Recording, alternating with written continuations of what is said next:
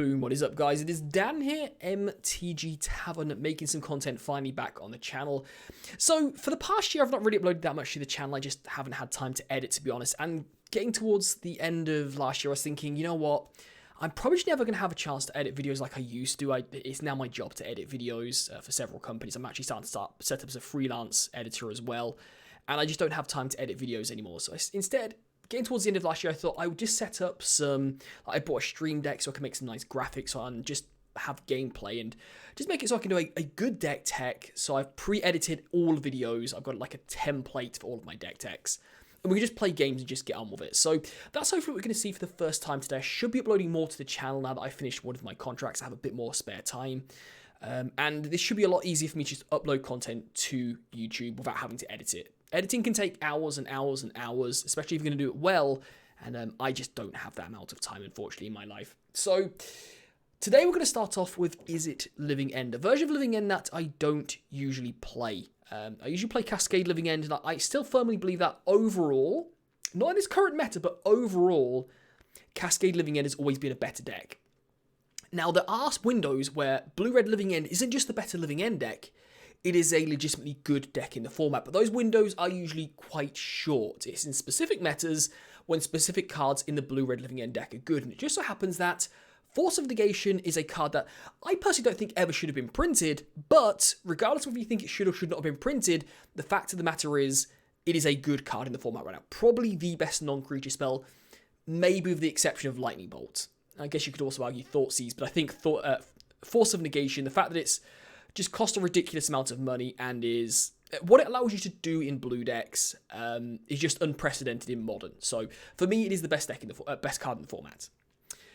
That actually holds true as well if you think back to when Blue-Red Living End was previously the best version of Living End, and previously a decent deck in the format, which was when Chalice of the Void was legitimately a good card in Modern, when the likes of the Prowess decks were everywhere, Lightning Bolts and Storm and all that kind of good stuff, putting Chalice on 0 against Mox Opals.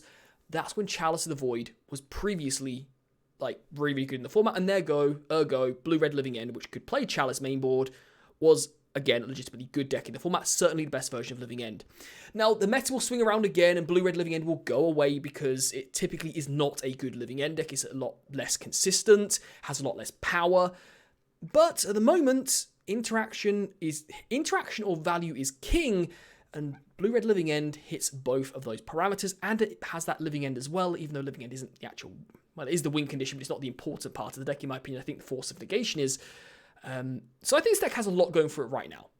Let's go ahead and look at a deck tech, and then we'll go see some gameplay. So, Blue-Red Living End. Whereas with Cascade Living End, we're casting Living End from our library, in this version, we're looking to cast Living End from our hand. So, in this one, we actually want to draw Living Ends. With traditional Cascade Living End, you do not want to draw Living Ends. We'll cast Living End from our hand with Electro Dominance, or as foretold, you can just pay the 0 mana cost for Living End, even though you can't cast it for 0 mana. You can if you have different ways of doing it, as we can see there. Now, we're not just playing Living End in this particular deck, and a big perk that was unmentioned before of a Blue-Red Living End versus Cascade Living End is you have alternative win conditions with the case of Crashing Footfalls. A big no-no against Living End previously before Modern Horizons was the fact that as foretold, Electro Dominance was great, but if you didn't have a Living End, then both of those cards were relatively useless compared to what you wanted to be doing. Now that you've got Crashing Footfalls, you have a legitimate plan B, especially with Electro Dominance casting it on your opponent's end step with the instant speed. That's really, really good. So we have an alternative win condition, but the main game plan is Living End. And we've got Curator of Mystery, Strike Riverwinder, and Windcaller Avon as 1-mana cyclers. Going on to some more regular things. Oh, that's the wrong button. Moving on to Street Wraiths, we've got 3 of them in the deck. This normally should be 2 of, but I'll come to why it's a 3 of in a second. Waker of the Waves, which is Super Duper Scry. We get Super Duper Scry, Super Duper Cycling. Pay 2 mana instead. Look at the top 2 cards of our library, put one of them into our hand and one into the graveyard. Usually we're not going to care about the card put into the graveyard. It might actually be a massive perk because we might be able to put a cycling creature into the graveyard and get to choose the much better card out of the 2. Going on to Brazen Borrower, it's basically there for the petty theft. It's not really there for the actual Brazen Borrower 3-1 flash. the fact that you can just return a non-land or non-permanent back to your opponent's hand is basically like a counter spell in a weird way. But also just being able to cast a Brazen Borrower on your opponent's end step and just present a legitimate win condition whilst having the whole bunch of counter spells we have in this deck is pretty damn good as well. Now we are playing 4 Remands and 1 Cryptic Command in this deck. That is kind of normal. Remand is, I think, secretly one of the best cards in Modern right now. If you can just slow that Uro coming down for a turn, they don't draw the card, they don't ramp, you draw a card instead, you keep using your mana, they've wasted their mana, that's pretty good. But not as good as Force of Negation, and we're only playing 3 copies of Force of Negation. Why is that? It's basically down to the fact that the card at the time of recording is between 95 and 96 tickets a piece for a rare card. If you want my opinion on whether Omnath and Uro as a deck is broken in the format right now, the price of Force of Negation sends a clear message. Force of Negation is absurdly expensive because it's played mainly in a deck, not the only deck, but it's mainly the only deck it is played in that is a legitimately good deck in the Uro Omnath deck, and that's why it's such an absurdly high price, because people know that they need Force of Negation in their deck. Doesn't help the fact it was printed in Modern Horizons, which was not the best open set ever, but still, the fact this card is a rare and is absurdly expensive says everything to me. Anyway, enough of that. Let's move on to the land base. Force, Flooded Strands, and 2 Scalding Talents. Obviously, that should be switched around, but again, trying to save on budget. I have a 460 ticks limit on my rental service, and this deck, even with the cuts, was 455 tickets. We're going to be fetching up 3 Steam Vents, which is quite nice. Moving on to small utility lands, we've got a Mystic Sanctuary comes into play tapped. If we have 3 or more islands, it comes out untapped, and we get to return an instant or sorcery from our graveyard and put it on top of our library. Pretty good in this deck because we can just cycle, draw the card if we want. We can put an Electro Dominance or a Living End back on top of our library and just draw it for our next turn. So it's like an additional part of a win condition later on in the game. Spybluff Canal, don't have too many of these because we need to have islands for the Mystic Sanctuaries. Same with Fiery Islet, but Fiery Islet actually draws us cards. 1 Teleria West, which can choose for up the Living End or the Crashing Footfalls. 3 islands and a mountain. Moving on to the sideboard, we are playing 3 Blood Moons. Not really a big surprise in a blue-red deck. 2 Chalice of the Void. Normally this would be 3, but we had to cut 1 again for budgetary reasons. 2 Tormod's Crypts. 2 Mystical Disputes, this would normally be 1, but we switched this for the Chalice of the Void instead. An Aether Gust, 2 Pithing Needles, and some better interaction with some Abrade, some Anger of the Gods, and some Engineered Explosives. And that, ladies and gentlemen, is our deck. That is Blue-Red Living End, the deck we're going to be playing today. Let's go and get into a league, if it will allow us to.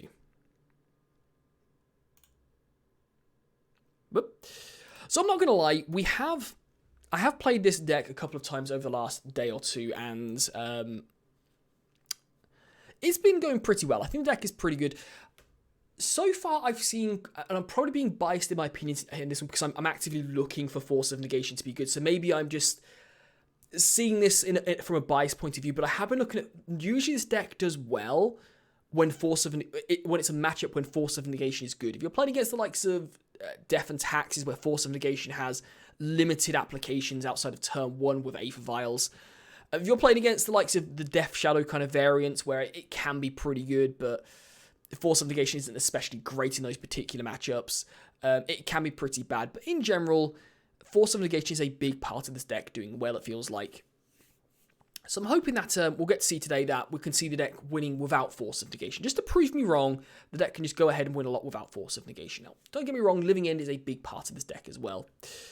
Let's go ahead and pull the deck list up while we're waiting for an opponent. I probably should have set up the... Oh, as soon as I click away, of course, that's when we find a match.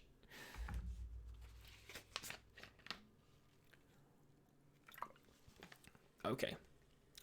So one thing I have noticed in gameplay with this particular deck is, I will say, this version of Living End requires more deliberate play. You need to be absolutely certain you're countering the right spells with Force of Negation. Obviously, we're not going to keep this hand. We do have the Street Wraith for a potential second land, but we don't even have a Living End, so or a Crashing Footfall. So I think we can do better than this. And I would argue this hand is probably better. We'll keep this, and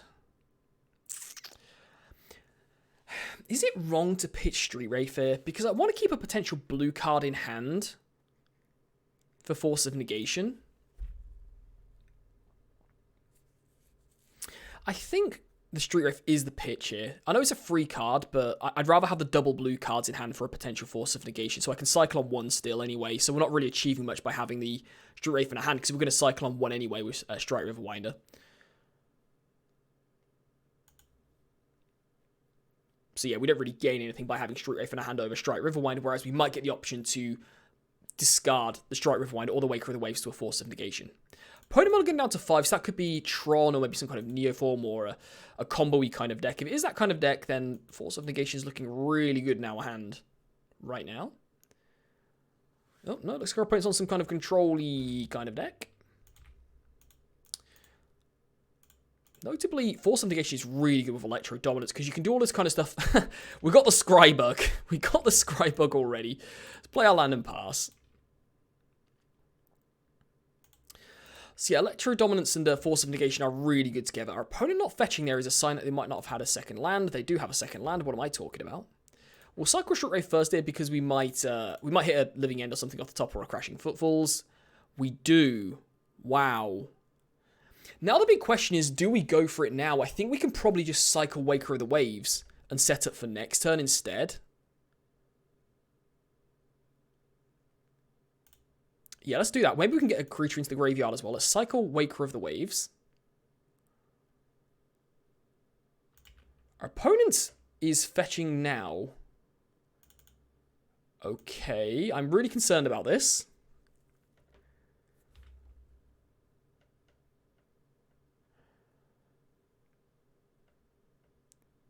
Okay, I'm going to put Force of Negation in my hand so we have double counter spells potentially on their end step.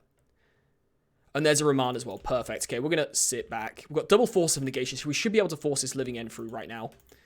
I think there's anything our opponent can really do about it. It's pretty unlikely anyway. There's an Opt. That's going to happen.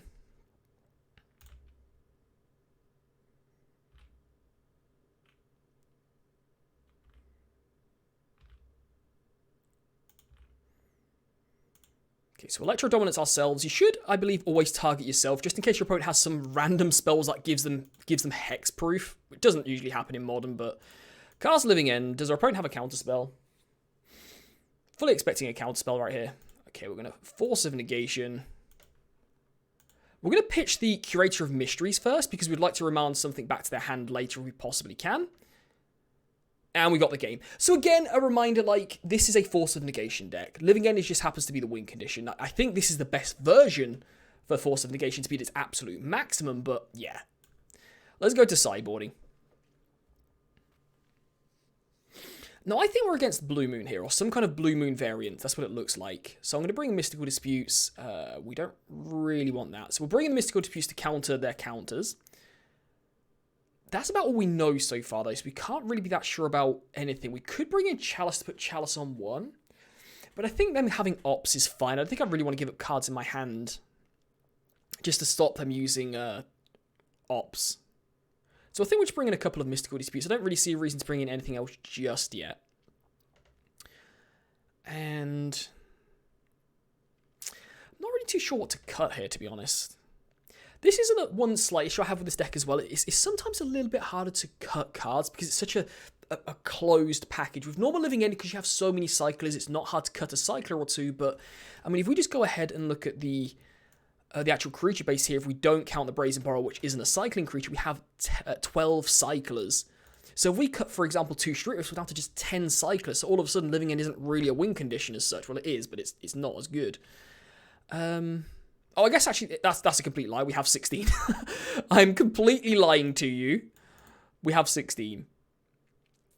So in that regard, we're cutting 2 Street Wraiths. There you go, done. Easy. Easy.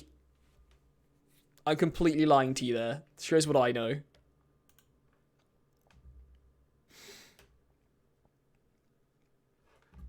One thing I need to look back at the end of this video is my overlay here. I can see the tavern in the corner might be a little bit big. I think you'll still be able to see the cards quite nicely, but we might need to cut that down a bit. Certainly with my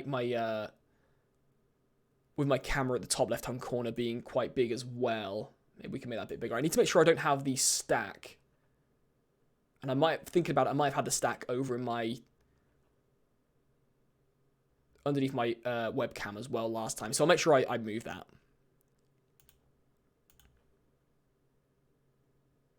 Make sure we move the stack over to this side over here.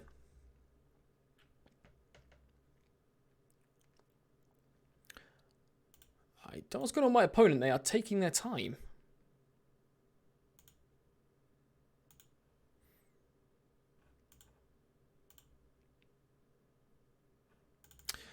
Well, that is a no-lander. That is a mulligan. That is a one-lander.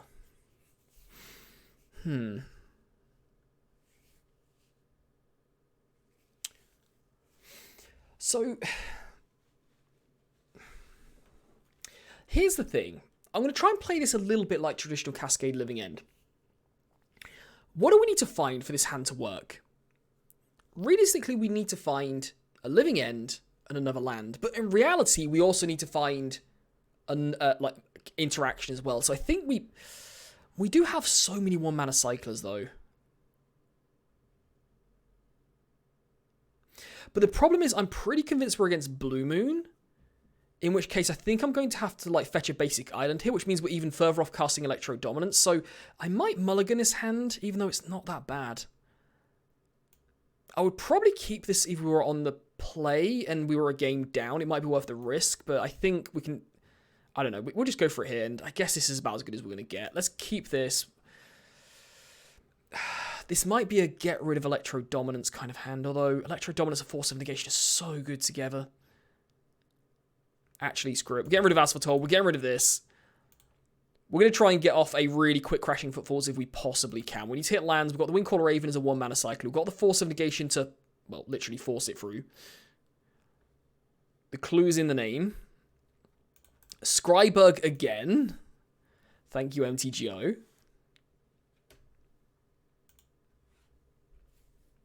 Let's make sure we move the stack over to the other side, because that wasn't very good for you guys last time. I don't know if I moved it all the way or not. Damn it, I should have brought in Chalice. Not really. Not really.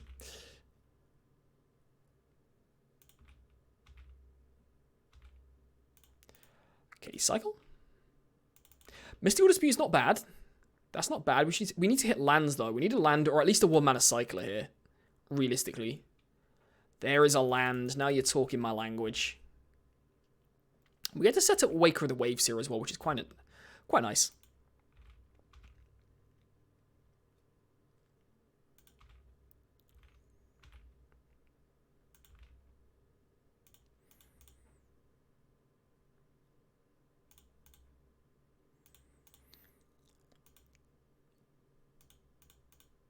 Okay, so Waker of the Waves. Man. I guess we're taking the Scolding Tarn. Let's go to our turn. As an Asphaltold, not bad.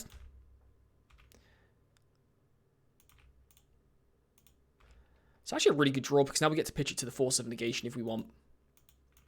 Opponent's got an Opt. Sounds good. Big question for me on the next turn is, are we going to go for a basic mountains in here? And we might have to. I don't know. We'll find out. We'll figure it out.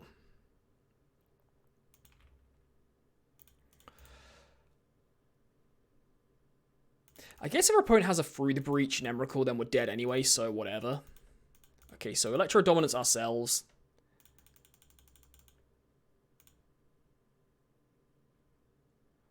What happened there?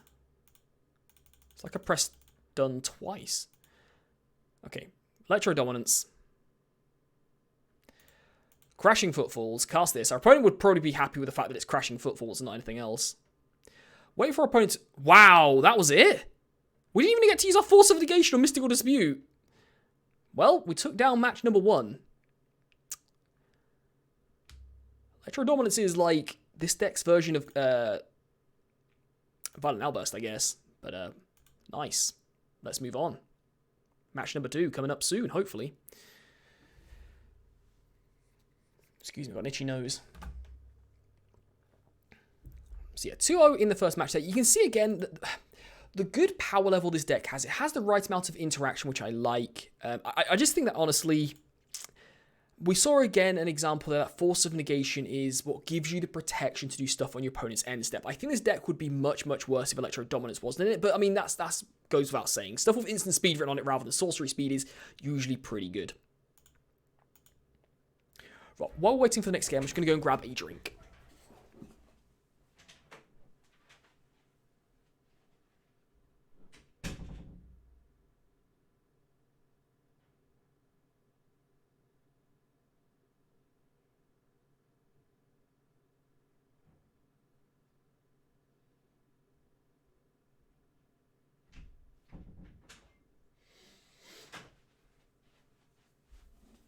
I can almost guarantee the second I sat up from my chair, this it found a game.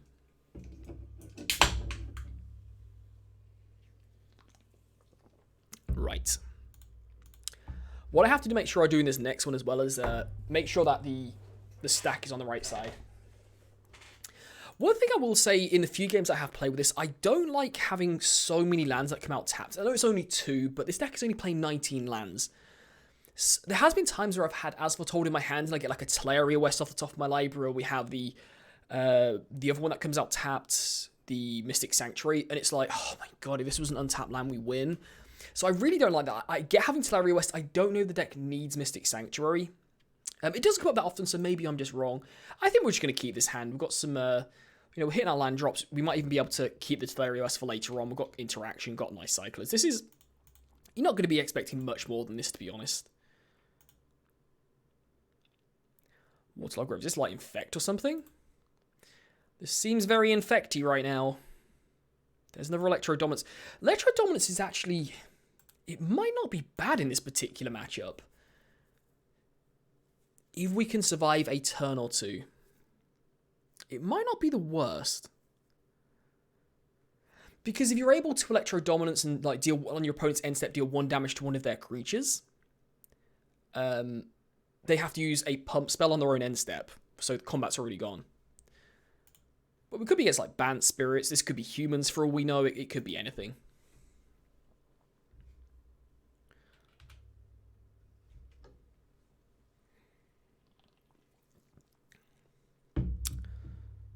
Noble, oh my god.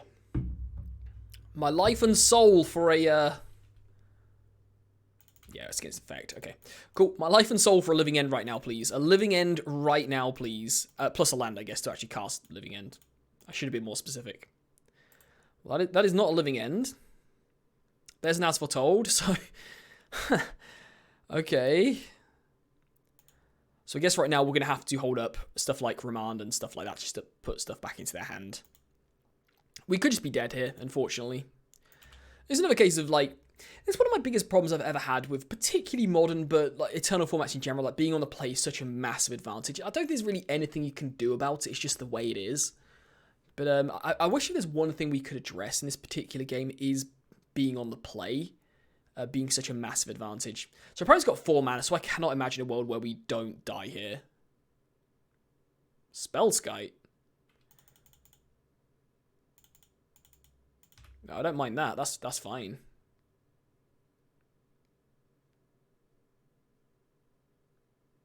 But it's not particularly fine, but I mean, they're just going to be able to recast it anyway, so I think I'd rather remand something else.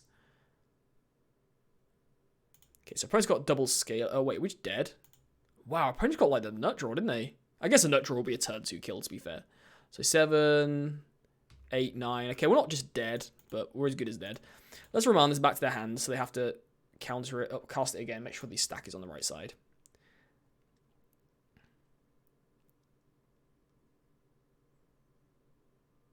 Well, there's the red source of mana we need. So now all we need is a Living End off the top. Notably, a Crashing Footfalls would kind of do it as well in a weird way. A Crashing Footfalls would kind of do it as well. Because it would allow us to have blockers. So it would be something. Not great, but it would be something. So Living End off the top. Damn it. I guess we get a redraw, so we may as well cycle now. Oh, I guess I'll have to do.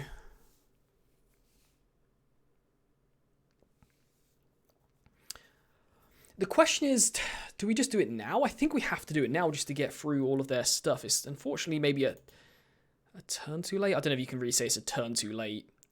But it might just buy us enough time to do what we need to do.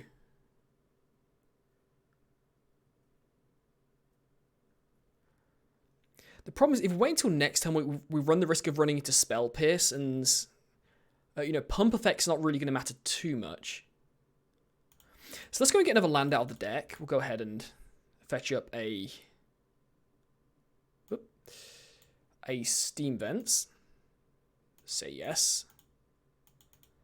I mean, I guess they can have Force of Negation in their deck, but it seems pretty unlikely that a deck full of green spells is going to have that.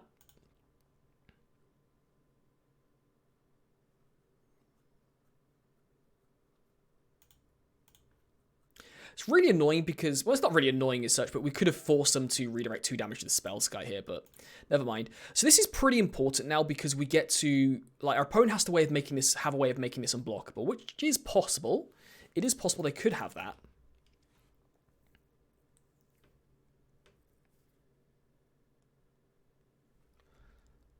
But now they have to dump a whole bunch of pump spells into just getting this, or get rid of our tokens. Which is not the worst position ever to be in. One annoying thing about Teleria West is you have to do it at sorcery speed. So we would have to take up our entire turn, which is obviously a slight problem, particularly if they play an Inkmoth Nexus here, or if they're drawing a card. That's got to be a good sign for us. So if they don't play an Inkmoth Nexus here or the Blighted Agent, then we're looking in pretty good shape. We can take the risk next turn. Let's see what they have.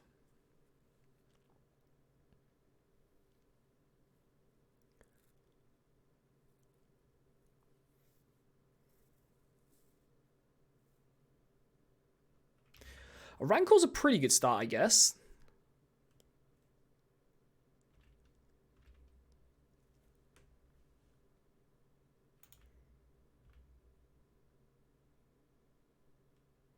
Okay, we're going to double block, obviously. I imagine we might be a little bit dead here. I don't know. Opponent's got to get in for 3 extra damage with their pump spells. Rancor was such a good... Oh, seriously? Wow. I'm guessing they have another Blighted Agent, Glistener Elf in hand. Yeah, not really a surprise there. Okay, over to us. Another Electro Dominance, eh?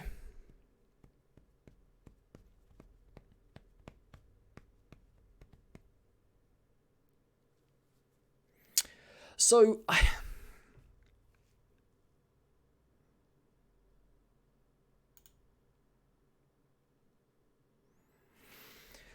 it's tough to know what to do here. It's really tough to know what to do.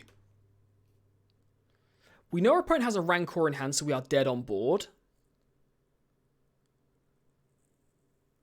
We're 1 mana short of being able to Teleria West plus cast Electro Dominance. So I think here we just have to Waker of the Waves and hope it goes well. Because at the minute, our opponent's got the Rancor in hand, so this will have Trample. So at the minute, this will just trade with this. But remember, it's 2 Exalted triggers as well. So it will take exactly 10 points of damage, no matter what the rest of their hand is. So I think here we're going to go Waker of the Waves and see what happens. So we need a 0 mana spell in the top 2 cards of our library. Street Wraith would be a redraw.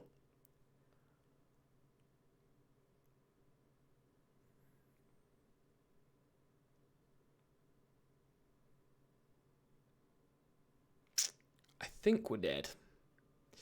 I think that's going to do it. I mean, we'll take the Spy Bluff Canal, and like we had the game, I think, next turn. So play this tapped and make our opponent make the mistake, I guess. But this game's over. That's unfortunate. We have this game next turn. So yeah, again, it's a case of our opponent being on the play was the difference maker here, I think. Which again is a problem in Modern. Like, you could argue that were we ever in a position to transmute Teleria West, and maybe we wouldn't have been.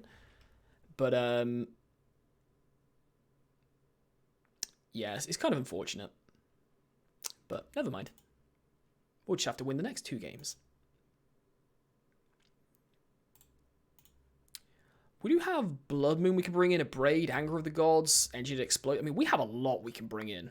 Like Mystical Disputes even, not Mystical Dispute. Eighth of Gust is pretty good as well, returning one of these back to the hand. Obviously, it doesn't hit the Blighted Agent, but Mystical Dispute can come in for Blighted Agent as well, and make our opponent attack.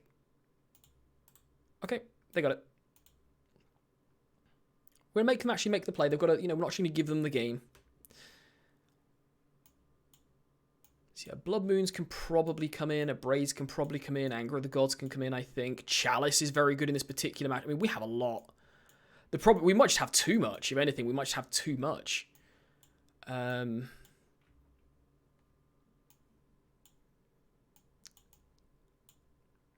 think Crashing Footfalls, I know it almost got us the game there, but I'm not entirely sure it's great in this particular matchup. Remand feels really bad. Like, Remand feels horrendous against their deck. Like, we paid 2 mana for one of their 1 mana spells, they just recast it again. That just seems horrendous. I'm not even entirely sure Force of Negation is that good. I mean, I'm not happy about removing Force of Negation, but I'm not that sad to see it go as well.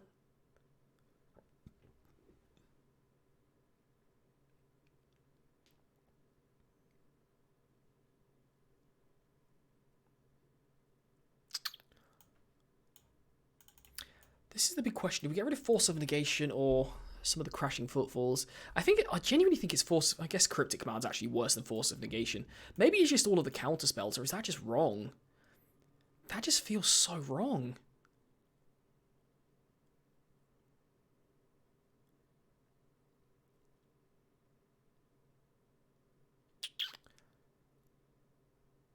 I mean, I'm definitely not sad to see these 5 spells go. Really not sad about... Maybe we bring in Mystical Disputes instead of the Force of Negations, because these are a bit more... Like, we don't really care about... I mean, our opponent's not going to have that much mana usually. And we need to have stuff that can counter their counter spells still. And maybe Force of Negation pitching a card in hand is just a bit more optimistic, should we say?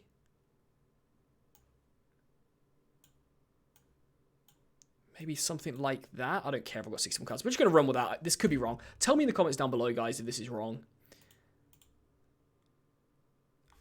Keep. Absolute. There's no way I'm putting this hand back. Okay. This is a keep. If ever I've seen a keep, this is it. Just watch us draw Blood Moon off the top or something like that.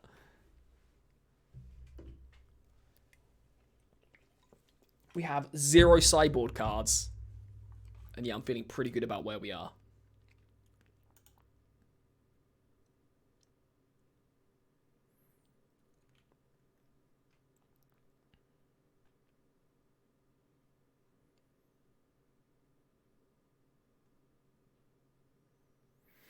My only slight worry with this hand is my opponent leads on Noble Hierarch, and they have untapped mana at the end of turn 1, they could have a Spell Pierce, which would be a big problem. But I guess we could somewhat offset that if we were to try and get to 3 mana before we Living End. Then that way we can at least have it so if the Electro Dominance resolves, that it's going to kill one of their creatures or get a pump spell out of their hand. And then we have the second Electro Dominance. So if they're going to counter something, we can make it so they counter the Electro Dominance. I'm going to actually leave with a Street Wraith here. See what's on top of our library. I don't think it's going to make too much difference, no matter what I do. Let's go ahead and just shock here and pass.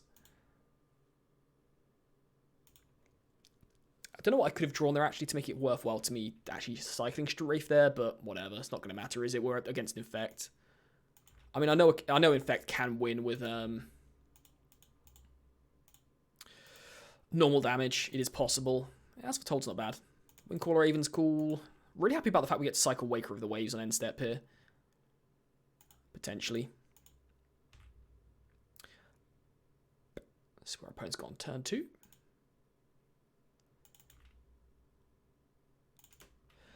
If ever I've seen somebody just simply display... If I've ever seen somebody just basically display to have either a counter spell or a pump spell in hand, it's this right here. And they've got a counter spell in hand. Or they're just like playing it really well and they're just playing smart. I don't know. But either way, we're going to go Waker of the Waves here to try and set up for another turn. Oh my god, I want either of these cards. I want a land. There's a land, okay.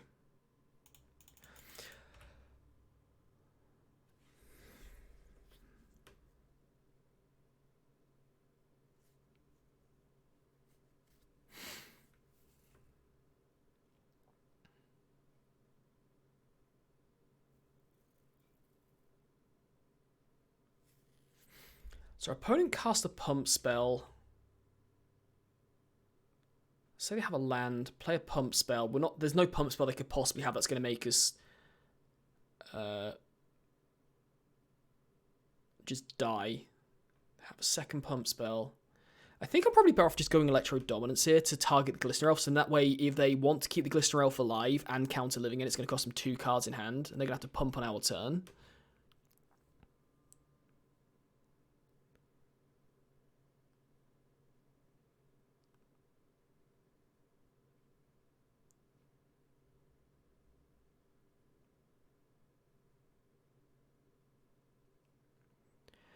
But I genuinely don't think my opponent can kill us this next turn coming up. I genuinely don't think they can kill us.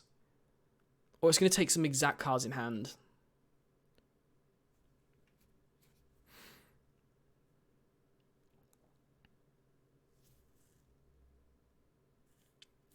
And if we tap out here and they have counterspell plus protection spell, I mean, they're going to have a protection spell, but the question is, what kind of a protection spell do they have? That's the big question.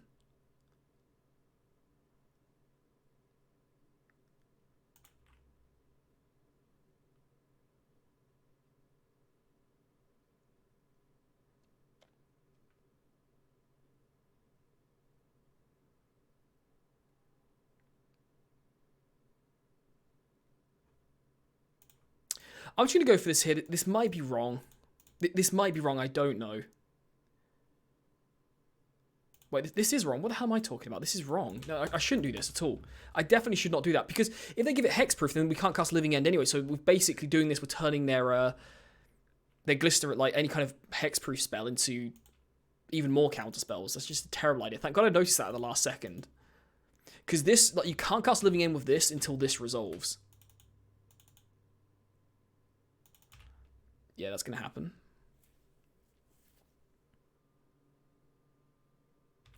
Malvar Cross is going to happen. See, they want to tap out for anything else. Looks like they don't. So doing it this way means that now they're going to have to... We're actually going to take the infect damage here. We're going to take the damage, because the last thing I want to do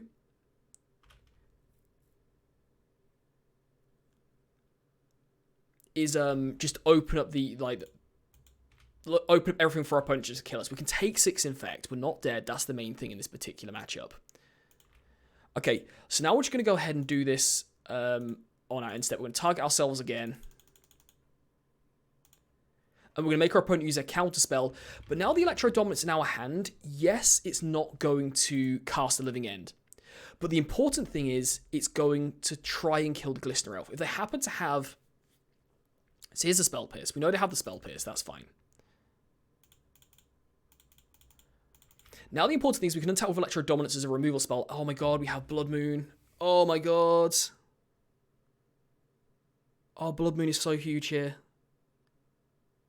I think I'm meant to go Blood Moon here, I really do.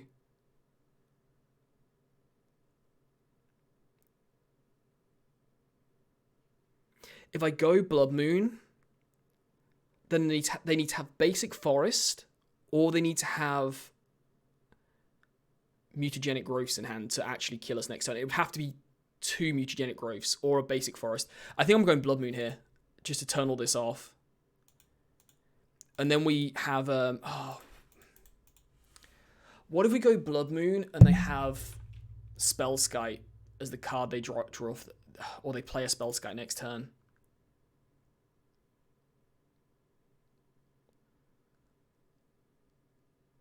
I think that's just the risk we have to take. Like, the payoff to this card is so high. And we basically gain nothing if we kill this and they just play another Infect creature, we've essentially achieved nothing with this. Yes, we slow them down for a turn, but then, I mean, we still need to draw a Living End or something like that. I think I'm just going to cast this. I think this is right. I genuinely think this is right.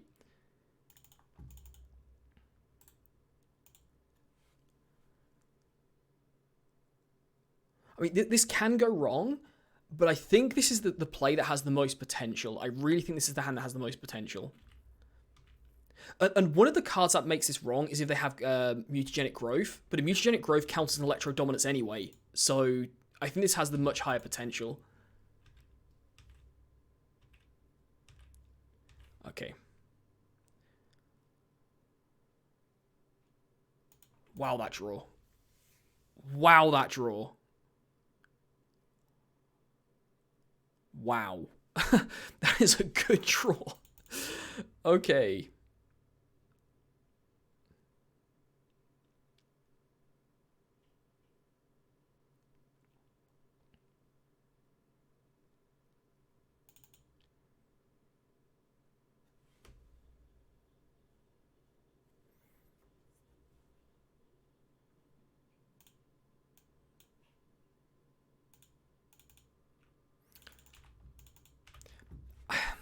Maybe I should be... Maybe I should be casting Electro Dominance on our turn still. Because if they have double I mean, I guess if they have double mutagenic growth, we're dead anyway, so whatever.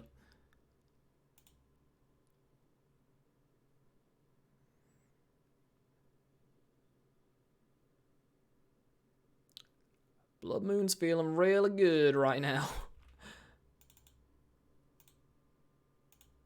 Okay, target this.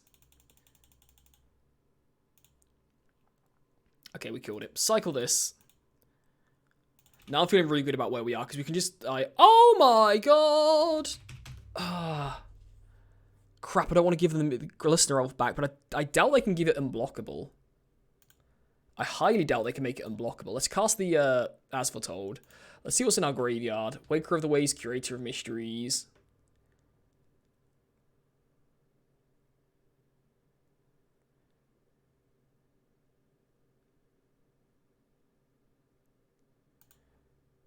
Screw it. Cast Living End. You can have it back. If I knew there was a Living End on top of my library, I wouldn't have cast the Electro Dominance. Never mind. Notably, this gives their creature -1/-0 as well, so this is currently starting out as a 0/1. So even if they were to give it unblockable with the rebound card that gives it +1/+0, I think it's +1/+0, it still wouldn't kill us. We'll go up to 9 infect. Well, I guess it kind of would actually, because 11, yeah. Okay, we got through that game. I am starting to feel like I should have Force of Negation in the deck still. Potentially I should have Force of Negation in the deck. Certainly on the draw.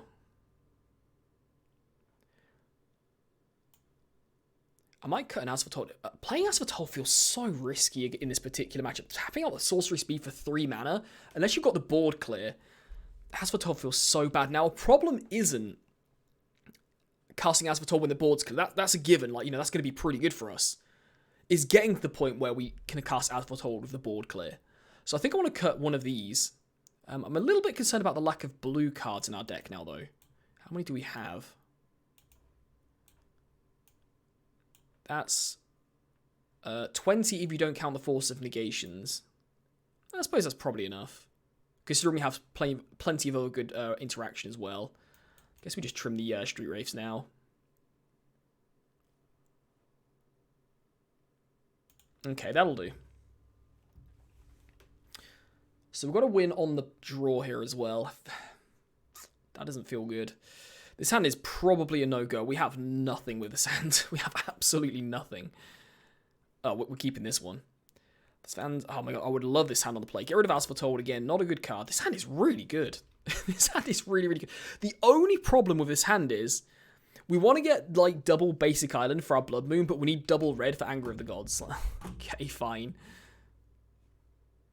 Looks like our opponent's mulligan quite heavily as well. They've gone out to 5. So we might be able to get enough time here to do what we need to do. If we can get Chalice on 1, we are so far ahead in this matchup. If we get Chalice on 1, our opponent's in probably a lot of trouble. But it's just a matter of trying to get through this early turn or two.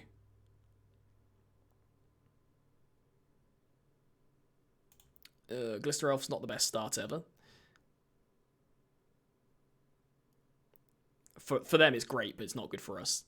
We were hoping to avoid that turn 1 Glistener Elf.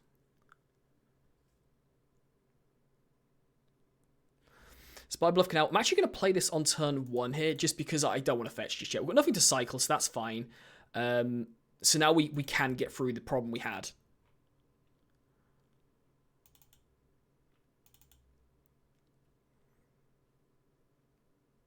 Wow. Okay.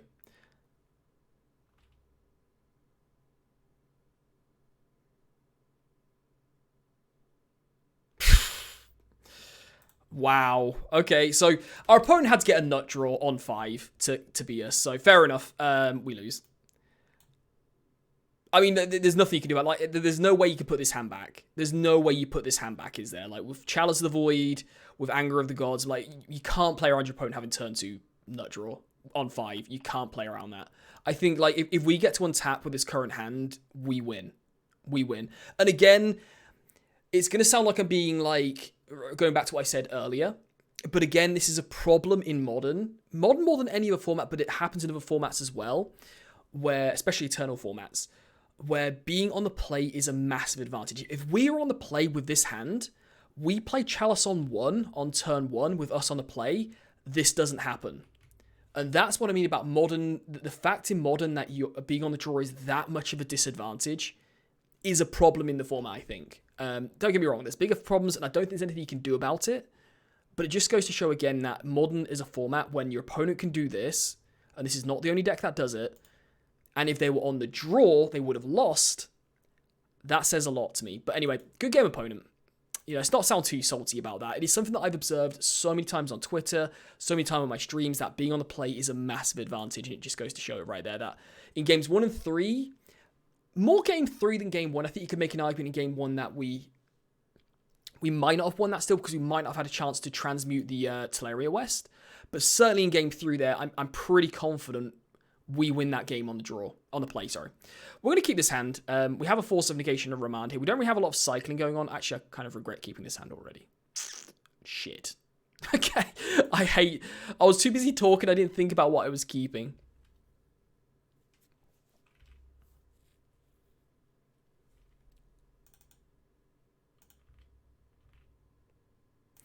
Okay, we're just going to keep that land there. We need to draw more red mana anyway, so whatever. Ooh, now we really need to draw red mana.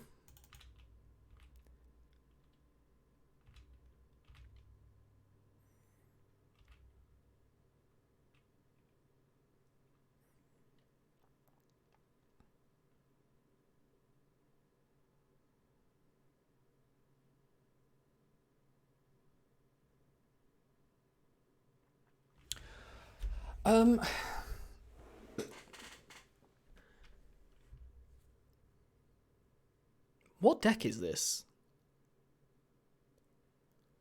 So this isn't Ad Nauseam.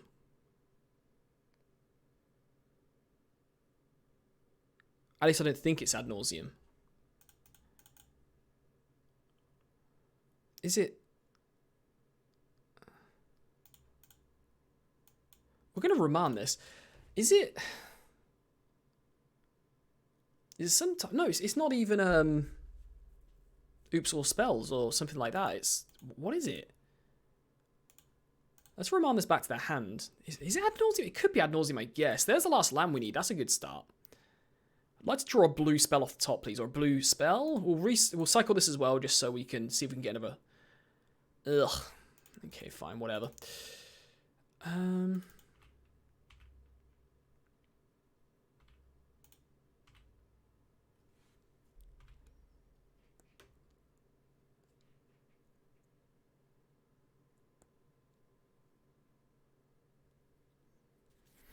Okay, so in response to this, we're going to go ahead and hit our opponent for 1. So they don't have the mana available to counter this now. Just because they could use this to counter some spells, theoretically. I want to make sure I have this resolve. And I guess they could do something with this Pentab Prism now, but with 2 mana, I would hope they wouldn't be able to do too much. Okay, so some kind of artifact deck. Oh, it's an Emery. Okay, cool. Emery it is. We're going to be able to kill Emery here anyway, so it's fine. A second Force of Negation is sweet. Right. So, let's attack. So it's an Urza deck, nothing too interesting. That was me thinking my opponent would be interesting for a second, but no, afraid not. Now, notably at the minute, we're going to be 1 point of damage short, but we're still going to kill Emery.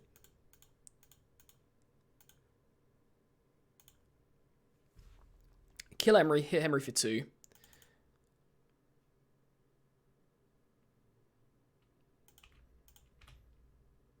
We have the Force of Negation back up here as well. Kind of wishing that one of these, this Mystic Sanctuary was a blue card right now. I'm really not convinced about this card in this deck. I'm really not convinced. I can't imagine this comes up very often. I can imagine it loses you more games than it wins you a game. I genuinely can believe that. Like, going into turn 3, having an As Foretold and having this as your third land, like, coming out tapped, can be the difference between winning a game and losing a game. Whereas putting a card back on top of your library, yes, it may come up once in a blue moon, but, like, not very often. So I really don't think this is good. I genuinely don't think it is. Maybe I just don't have enough reps with the deck, but I can imagine somebody has played this, it worked out once, and they suddenly thought, man, this card is sweet. It's just like, well, no, it worked out once. I made Mono Red Living End work once. Doesn't mean it's necessarily good. That's really important because now we have Lethal on board, as it currently stands. Let's see what our opponent's going to do. Hopefully play a non-creature spell here. They're going to play Urza, aren't they? Damn it. Damn it. Why? Why be that guy?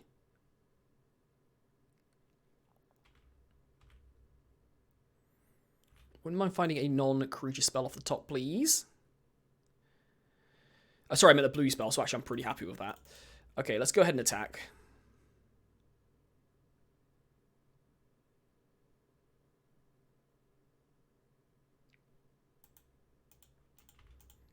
Yeah, get in for 8.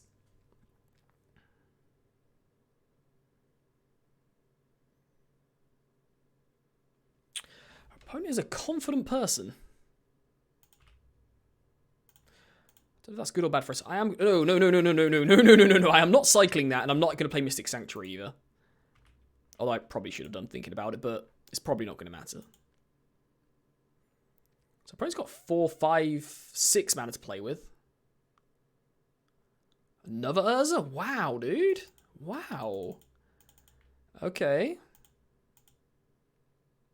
See, I was talking earlier about how if it's a matchup with Force of Negation, or you get in these situations where Force of Negation is bad, that's where I do think this deck is really poor. And that's why I think it's a good Force of Negation deck, not a good Living End deck. So I'm actually going to cycle this Creator of Mysteries now, because I think we might want to try and find that Electro Dominance, or find something to just get through some last points of damage.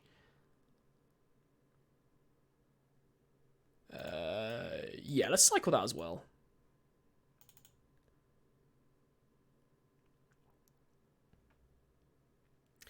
And I'm just going to take any blue card here, unless it's Electro Dominance.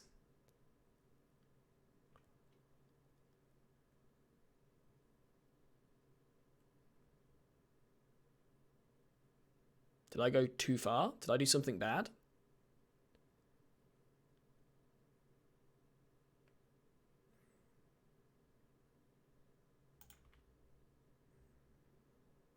Blah. Okay, we'll take As Foretold, I guess, just because it's a blue card. Another land. No. I guess on the plus side, we can now play Mystic Sanctuary next turn, so that's a good sign.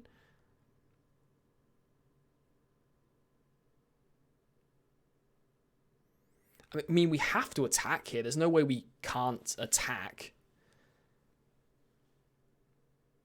And I think, actually, we end up with stuff on board and they don't. And we have the Force of Negation here as well, which is pretty cool. So, yeah, like, we're going to lose a Rhino. They're going to lose everything by the look of it. I might be wrong there.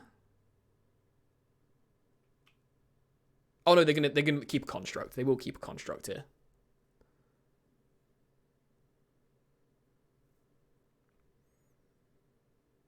Opponent takes 2. Opponent is confident. I like it. They are confident that all this good stuff's going to happen. Oh, wait. Something else is happening. Okay, what are we doing? Oh, they're going to activate Urza? 1, 2, 3, 4.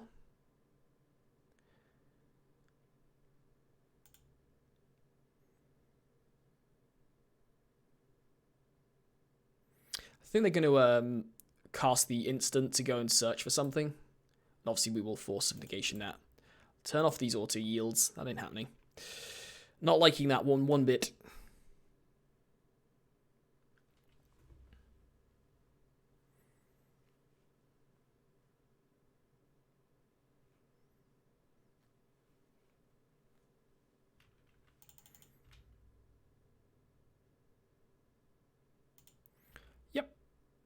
Put him down to 2. Okay, opponent, what do you got? You got something, clearly.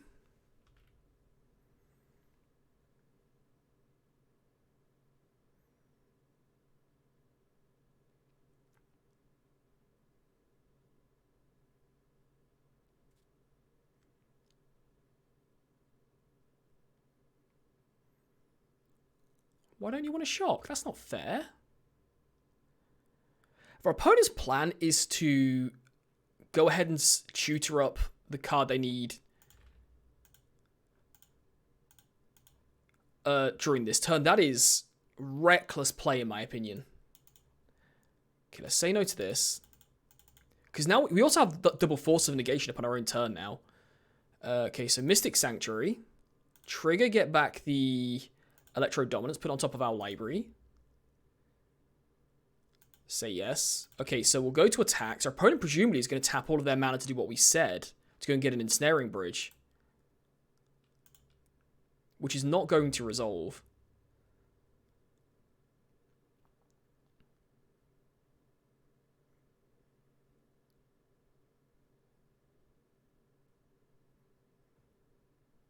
Yeah, War of Invention, that's the one. Okay, so Force of Negation this. Yeah, that is reckless play from our opponent. Why wouldn't you just do that last turn? Whatever. Because they could have kept their constructs alive there. I guess they were worried about, they were worried about burn spells from us, which I guess makes sense when I put it like that. Yeah, maybe I'm being a bit unfair. Okay, so Mystical Disputes are going to come in. A Braid is definitely coming in. Tormod's Crypts are definitely coming in. Is Chalice meant to come in here or not?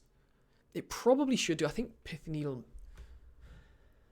I don't know if Pithy Needle's worth it, to be honest. Let's get rid of the Street Wraiths. They're usually the first ones to go. I don't think Crashing Footfalls is a... actually, Crashing Footfalls is probably better than Living End here, actually.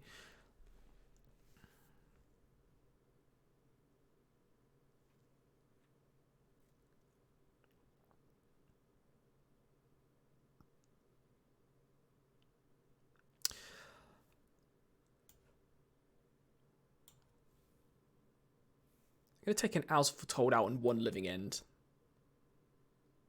I think, yeah, because they just fill their graveyard with such good key creatures, and we probably want to remove some of their creatures early in the game as well, then I'm not entirely sure Living End's even good in this particular matchup. It might be, I don't know. I think Crashing Footfall just puts way more pressure on early in the game.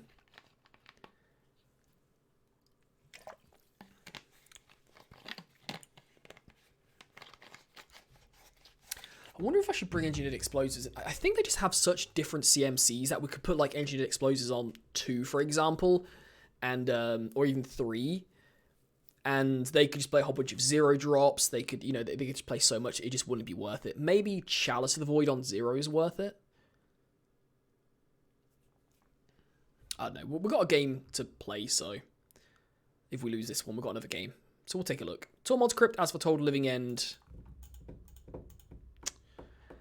I don't particularly like this hand, to be honest. I guess if we're going to keep a Living End hand, though, like Tormod's Crypt is pretty good. I'll tell you what, I probably should put this hand back. So let's just keep, but knowing that I probably should put it back. So we're going to go turn 1 Island so we can play Strike Riverwinder on 1. And then we will see, we might play Mystic Sanctuary on 2 here. So opponent mulligan down to 6. I don't think their deck particularly cares about mulliganing, to be honest. I'm just still hoping I haven't got the stack behind my camera on screen. I probably should adjust that, actually, for future videos. Okay, Island and go. No, it's still on screen. That's good. Let's move over here a little bit.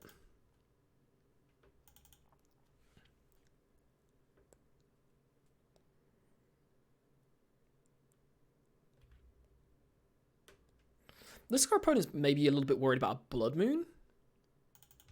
Opponent's got a Tormod's Crypt as well, and our Living End's not looking too good. Emery sounds good. You know what? I'm going to say punt here. I'm going to say punt. You suck! I think I should have played Tormod's Crypt on 1 there. That could have gone horribly wrong if my opponent played Thoughtseize into Emery somehow here. That could have gone horribly wrong. Let's go ahead and cycle Strike Riverwinder. Even Windcaller. Okay, so if you've never seen me play normal Living End before, for me at this point, that's a good draw. Shame we don't have another land, but whatever. Right, so Tormod's Crypt for ourselves. Our goal now is to get into a situation where we can cast Living End and play around their Tormod's Crypt. That's our goal here. Do we want to go ahead and get rid of... I guess with Emery, actually, we don't have to worry about that. They don't have to worry about Tormod's Crypt not being good enough.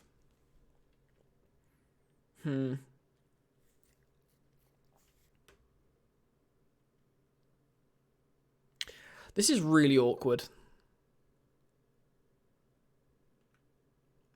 I think we have to hold our Tormod's Crypt for as long as possible here. Yeah, we need to hold it for as long as we possibly can. I know we're giving our opponent Mishra's Bauble here, but... I think we have to get rid of it. Like, the reason I'm saying that is because my opponent might want to use Tormod's Crypt on our graveyard. I think they might want to get Tormod's Crypt back, so we might want to wait for Tormod's Crypt to go to their graveyard to get rid of Tormod's Crypt with our Tormod's Crypt as well. But with them getting back the artifact there, it's not likely that we can afford to do that.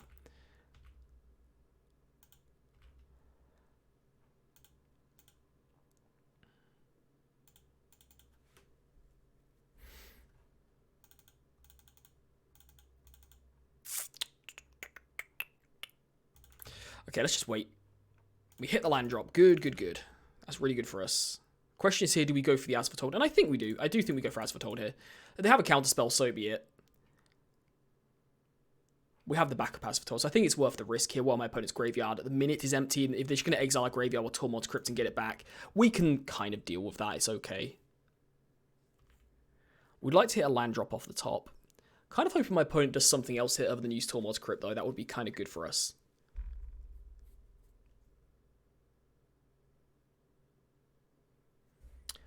Urza. Well, that isn't good for us. I guess actually we get to Living End to get rid of it anyway, so whatever. We've got 2 artifacts left. Yep, they did use their Tormod's Crypt, which kind of sucks, but whatever.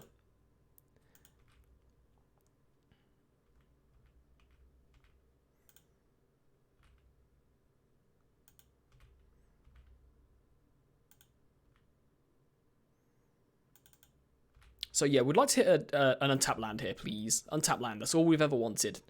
Perfect. Okay, so what we're going to do here is we're going to cycle the Windcaller Raven. And we'll give the Urza flying until end of turn. Why not? I like it.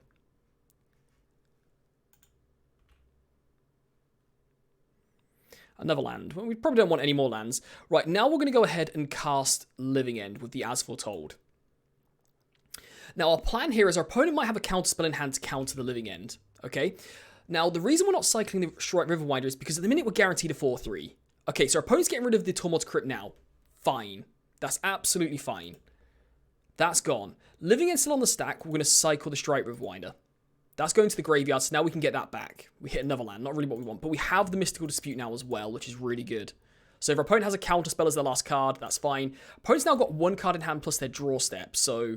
And we have the Mystical Dispute ready to go. Although at the minute, it does need to target a blue spell really to really knock out any plans they have. Notably, Mox Amber is not online right now. And we win the match. Okay, so we played perfectly around that one. The reason I felt like Steam Vents, having the untapped land was really important is because I felt like the extra little piece of mana when we were cycling cards, we hit another cycler, it might be important. But as it turned out, it wasn't. And the 5/5 with Hexproof, I don't know why my opponent conceded so quickly. Like, that's a 4-turn clock at best. So, yeah. Anyway, 3 games, or 3 matches down, 2-1, and I think we can consider ourselves a little bit unlucky in the match we lost. You know, a turn 2 on the play, on 5 cards by effect is pretty fortunate. Not the least being the fact they were on the play. But those be the beats in Modern. You know what you're signing up for in Modern when those things happen. Let's go into match number 4. So, at the minute I'm going to say I do... I'm going to say that I think I was a bit harsh on my opinion that Force of Negation is the big part of it. I mean, it is the biggest part of this deck. Let's not, like, mess around here. It is the biggest part of this deck. It's done more for this deck than anything. Comboing Electro Dominance with Force of Negation is huge. Being able to just freely do this on your opponent's end step and have a piece of counter magic up is huge. That is massive.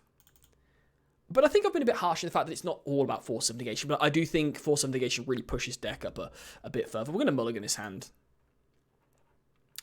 This hand isn't much better, is it? This hand is not much better. I might mulligan this as well. Opponent mulligan to 6.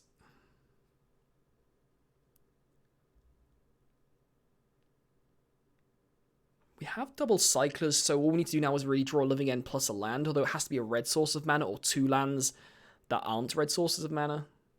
We have a Remand as well. We're on the draw. You know what? This might be another one where I shouldn't keep this, and you guys can leave a comment down below and tell me why I'm wrong to keep this hand, but I think because this taps with both colours of mana, so we're halfway to the Electro Dominance, it's not that bad. Okay, so now we are against Oops All Spells, by the look of it. There's another Remand, not really what we're looking for. We're looking for that extra piece of mana, just an untapped land right now would be good.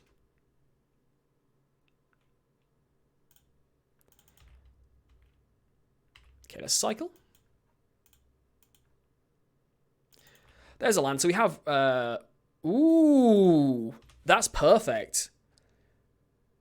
That is perfect, because now we have the ability to counter whatever they play, and if they don't play anything with bothered, or they don't play anything at all, we can go Crashing Footfalls to put pressure on. So what have they got here? Okay, you can have that back. By the way, can you imagine if this was Living End? I would let this resolve. I would just let this resolve. Remand it back to your hand, we'll draw a card instead. There's another land. Happy to see a land.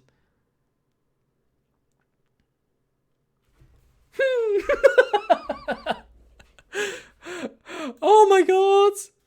Oh my god!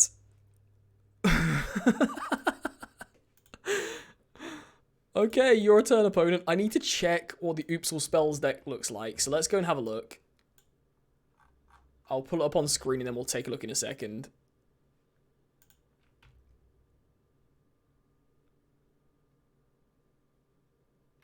Huh.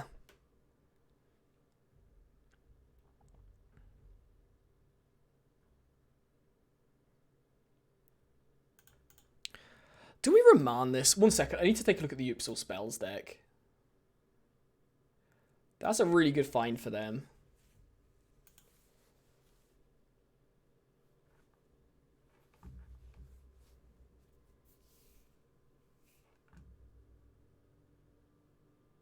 Sorry guys, I haven't played Modern in such a long time, certainly not in leagues or anything like that, so I need to take a look at what we're against.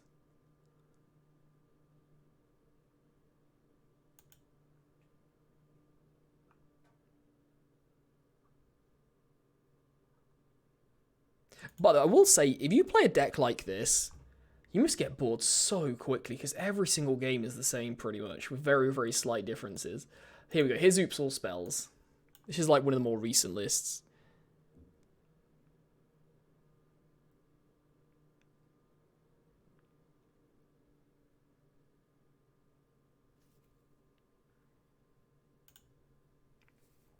I think I meant to remand this and cycle on end step.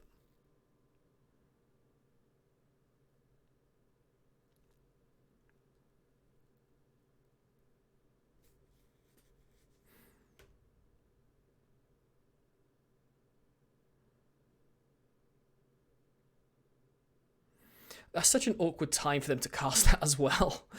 Wow, that is like such a good card right now. Oh, it's 3 or greater? Target opponent reveals their hand. You choose a card from it with converted mana cost 3 or greater. I thought it was just any card.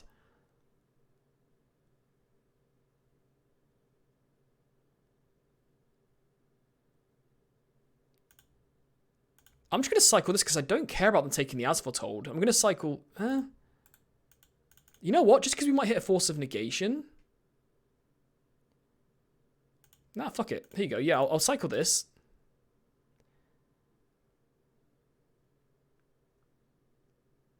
Sure, you can take the Asvatol. Make sure I've got this right. Target opponent reveals their hand. You choose a card from it with a converted mana cost 3 or greater.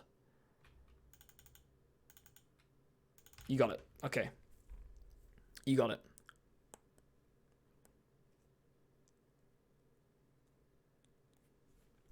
Now I think we just go Electro Dominance, Crashing Footfalls, and just like put them on a 2-turn. Well, it's kind of a 2-turn clock, isn't it? It's not really. It's more of a 3-turn clock.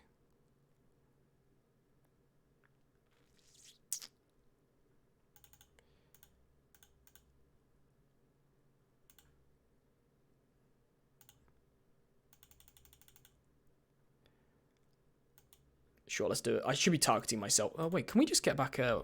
How much are these? It's 4/4 and a...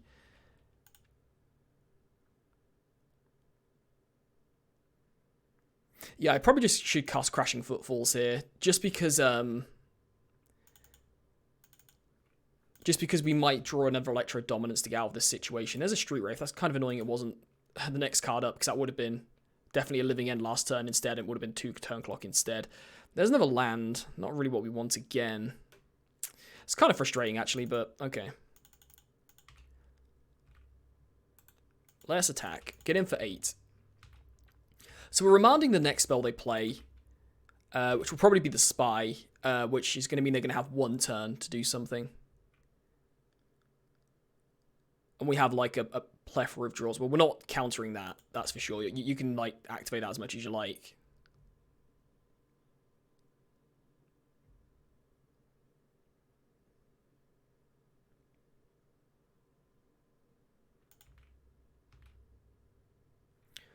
One, two, three, four, five. So 1 more land. They might get there? Probably not, though. Okay, let's cash this in.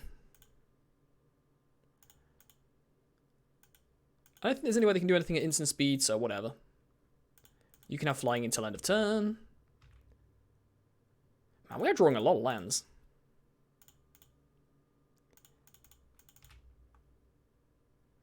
We're drawing a lot of lands. Okay, let's play this one untapped. Let's get in for 8. And maybe I've played this wrong. I don't think I have.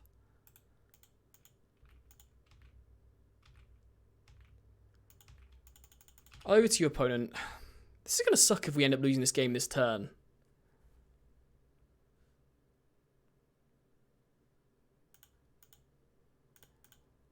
Hold on a minute, don't you know about the remand in my hand? You literally know about it. Yeah, I guess they may as well. Like, why not? What were we drawing? Another land. Wow. Jeez. Okay.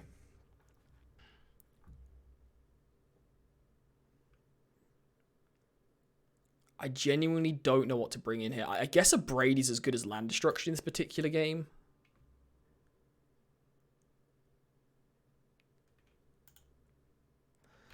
Even though this is as good as a cancel or a hard cast Force of Negation in this matchup, because they're usually like until late game, they're not going to be able to pay the 3 mana, so it's as good as a cancel. But does that really matter? Probably not, to be honest. Like, they probably don't care. Tormod's Crypt is obviously coming in. Now, they could have Goblin Charbelcher, which is obviously worth considering. In which case, Blood Moon just doesn't really do anything. Blood Moon probably just doesn't do anything anyway, to be honest. Let's trim these Street Wraiths and just go with something like that. I think we'll do that for now. We have got game 3 if we need it.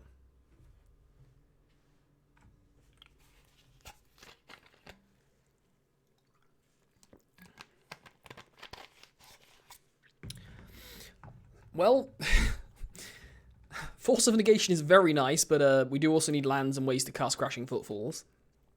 I think we have to keep this. And we'll put back a Strike Riverwinder. Done. We're hoping to find counter magic off the top, but Tormod's Crypt also isn't that bad. Fully expecting my opponent has taken out their main win condition that they're going Goblin Charbelcher. They're down to 5 cards, so it feels like a counter spell is going to be pretty big here. Opponent's paying mana for... No, they're not. They're doing that.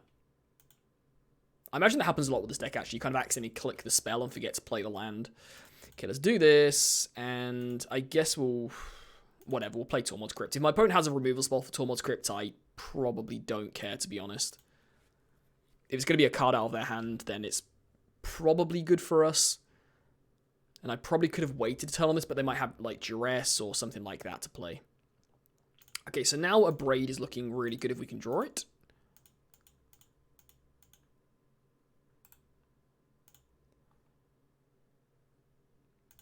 There's an As Foretold. Okay, so that's going to put pressure down next turn. I feel like we just might be a little bit behind here at the minute, though. I probably should have mulliganed for interaction, I don't know. But an Abrade on this, I would definitely have used an Abrade here if we had it. The Talisman, yep, sounds good. Okay, cycle. And we'll cycle again. We would like to find a land. Well, Raman's not the worst, I guess.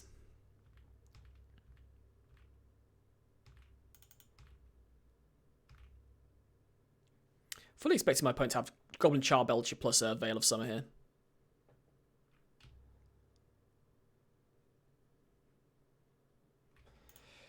I mean, we're just going to remand this just to get potentially counters out of them, whatever. Like, there's no way we're not going to do it.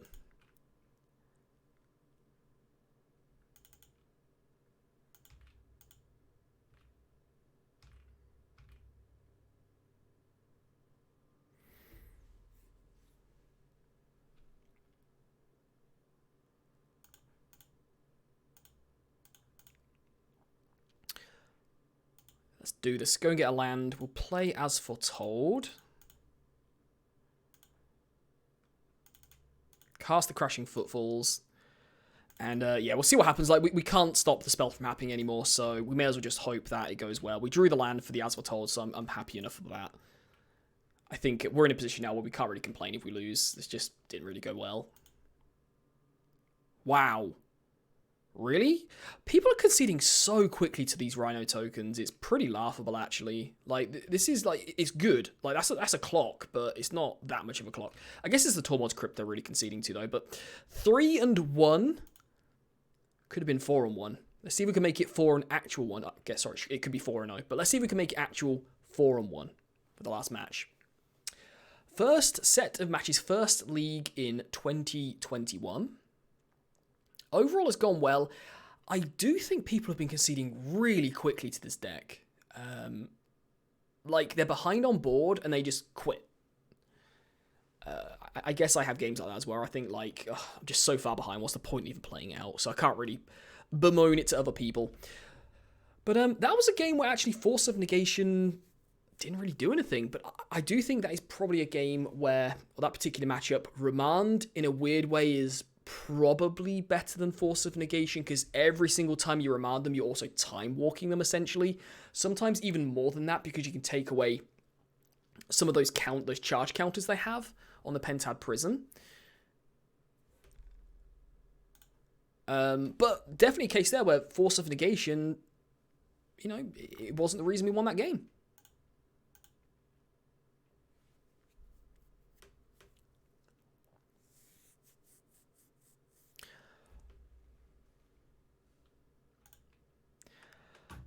I think we keep this.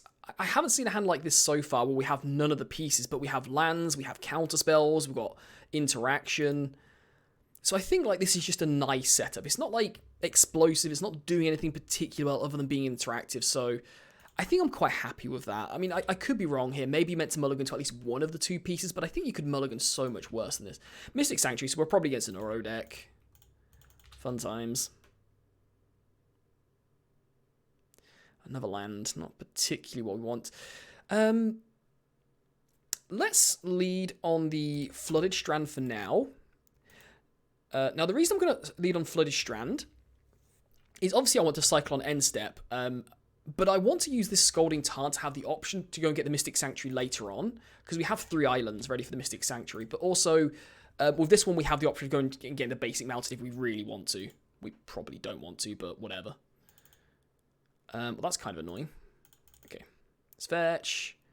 Let's get a shock land. Let's cycle. We'll pass. I probably should do this on the end step, but whatever.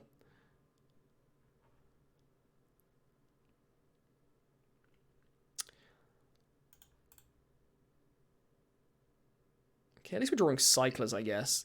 The question here is, do I want to go ahead and Brazen Borrower with this now? And I probably do, to be honest. Nah, let's wait. We can wait. Let's see what goes on their turn. We're going to do this on their end step. Opponent keeps the card.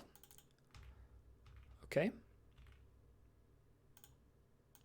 Let's petty theft this back to their hand. They'll probably let this resolve. Wow, they didn't even try and counter that. Okay. So they just have no counters in hand, or what's the deal? Play our last land. We can try and remand this on the way back down, although they probably have more stuff going on.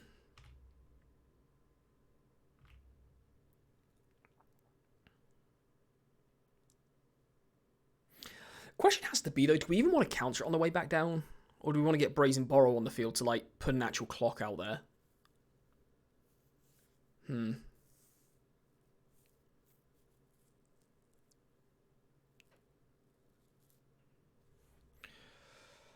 Yeah, we're going to remand that one. That's not resolving. Ooh, Electro Dominance, nice. Oh, I should have cycled an end step. I'm an idiot. That's got to go down as a punt. You suck! We hit another land drop. That's good. Yeah,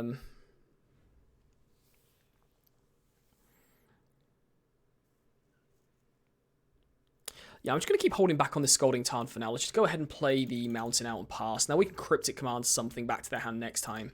Hopefully. If they try and play Wilderness Reclamation again, we'll try and Cryptic it back to their hand. Otherwise, we can just cycle on end step. We're perfectly fine with that.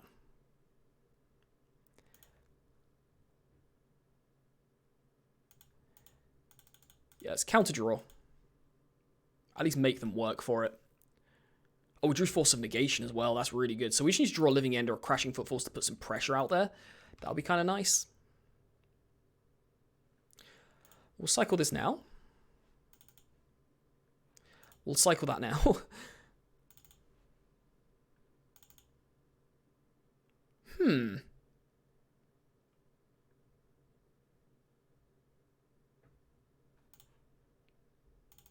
Okay, let's transmute this.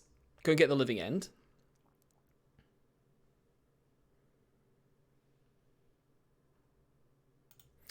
Put Living End into our hand. Let's go and play the Scalding Tarn.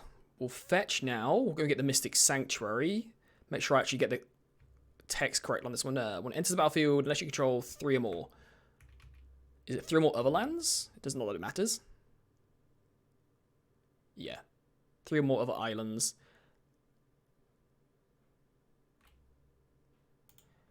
Okay, play this. We'll get back the Cryptic Command, I guess.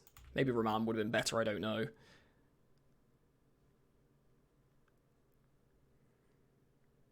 Yep, would love to use that ability. Maybe I was too greedy with that. Maybe I should have been a bit more careful, I don't know. But I think like I should try and be proactive here while my opponent's not doing anything. Also, I just messed up. I just punted. Oh my god, I punted. You suck! God, I punted. Oh my god, I punted so badly. I think I've played reasonably tight this entire league, but that was bad. I don't have double red mana up for Electro Dominance. So my opponent's got this entire turn. I mean, we've got the Force of Negation, so it's not as bad as it looks. It is pretty bad, though.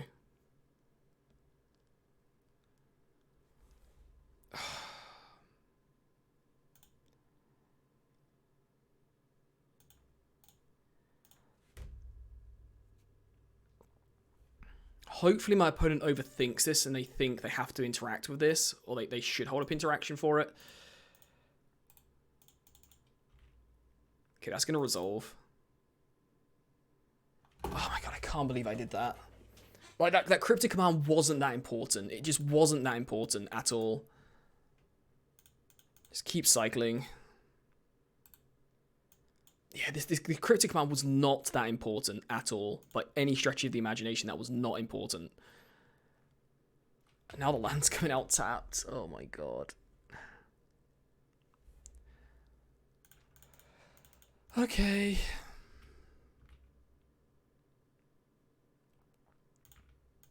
Well, now we have the option of going Cryptic Command if we want to. This doesn't flip just yet, which is good news, I guess.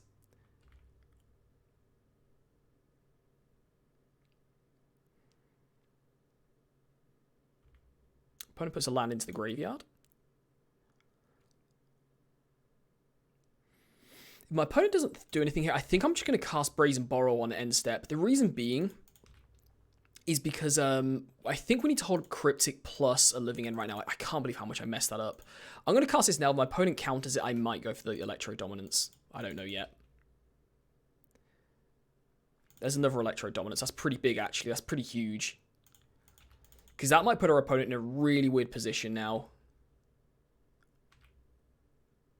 At the minute, this is a Borrow's Charm for tapping all of our lands. Past our opponent. Is this 6? 7 or more. Okay, fair enough.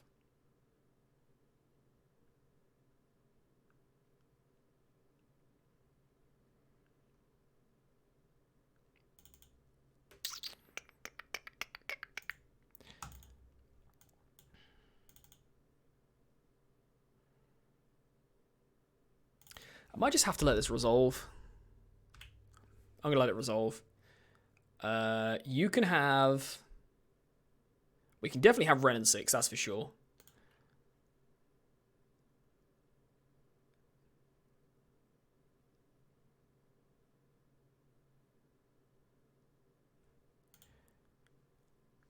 Okay, I don't really care too much about Growth Spiral, so yeah, let's go ahead and do something like that. I don't care about Wrenn and 6 or Growth Spiral. I can't somewhat care about Nexus of Fate. They are going to take Nexus of Fate, I think. Is that what they took? Okay. Okay, so now we're going to go ahead and Electro Dominance. And we are going to cast the Living End here just to get the Living End out of the... Just get all our stuff back while we still can. I mean, they could have Force of Negation hand, but we have Cryptic Command, so whatever. Okay, get all this stuff back. We have Cryptic back up. We also have Electro Dominance available if we need it. Notably, I deliberately didn't cycle Winkle or Raven there. We'd rather have the 4th piece of mana. This game should have been over, though. I punted so hard in this game.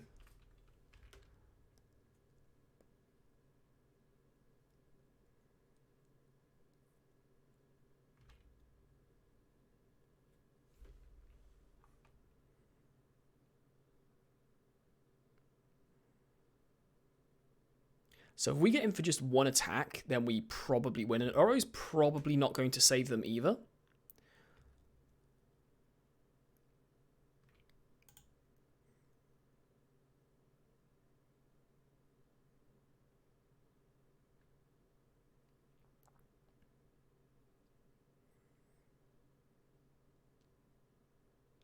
In fact, Oro definitely won't save them because we just cycle the Windcaller Raven to give this flying, and that's 13 damage by itself. That's ignoring the 2 Street Wraiths.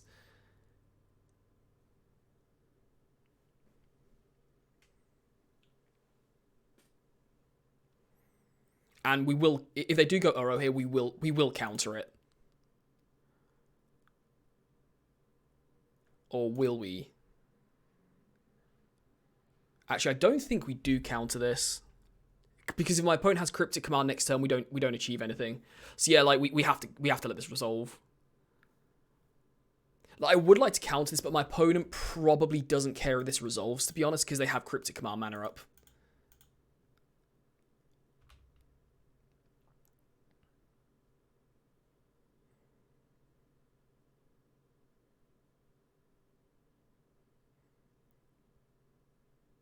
Notably, they do have Cryptic plus Remand up now. Well, a second arrow kind of doesn't matter. So I feel like I should counter this one, to be honest. Counter it and return something back to their hand.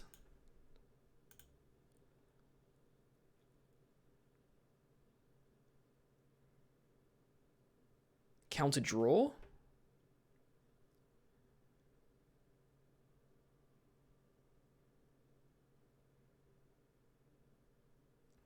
I guess they could play another Oro, but we don't really care about that. This gains them 3 life up to 14.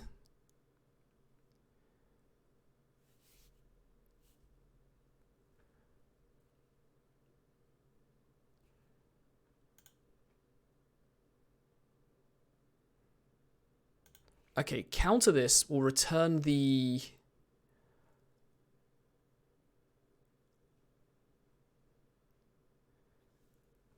No, because if they have a counter spell for this, then put something into play. I guess it doesn't matter. Okay, yeah, counter target spell.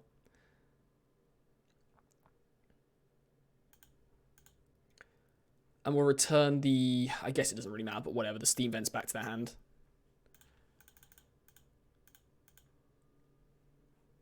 Hopefully I'm not... There must be a line. I must be missing a line here. Surely.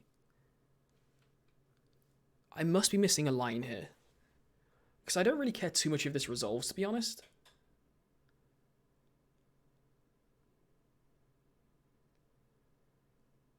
Yeah, we got there. Okay, I wasn't overthinking it. Because we even have Electro Dominance to get in for a whole bunch of damage as well, by the way. So I punted there and we got away with... That's a good sign for the deck, by the way. The fact that we got away with that. So bringing all this in. Tormod's Crypt's probably coming in. Blood Moon seems pretty good against them. That's probably about it, actually. Let's just bring in these guys. Take out Street Wraiths as per usual. I think this is usually some of the first spells you cut. Remand seems pretty good against them. Not overly sold on Crashing Footfalls in this particular. I think Living End is far more important. Although Living End could also go very wrong, it's worth noting.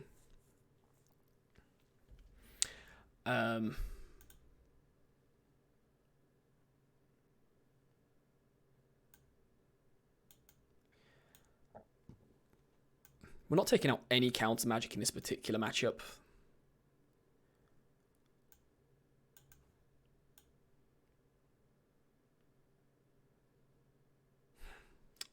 I don't know, man. I don't know what to bring in or take out here. This just seems really bad for us because we've got... Am I just taking out Cyclers here? If I'm taking out Cyclers, I've got to take out Living End.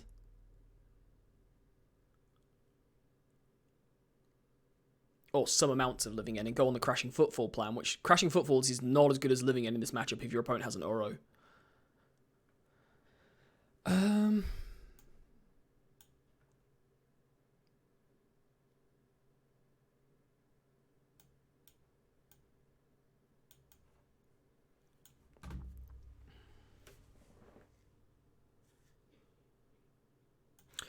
going to take out Blood Moon for this particular game, just to see what happens with my opponents, how they fetch, and all that kind of stuff. While they're on the play, I'd like to see how they react to the potential that we could bring in Blood Moon, and we'll try and guess from that if we should bring it in the last particular game.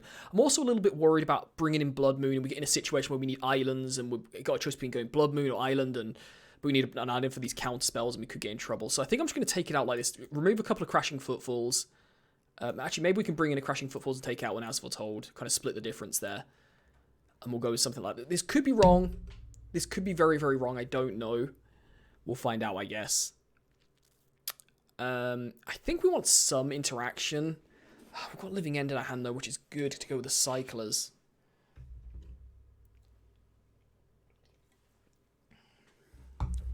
Let's see what our opponent's done, see if we can get any more information from that.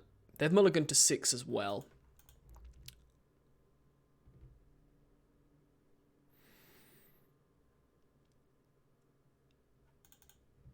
This hand seems perfectly fine.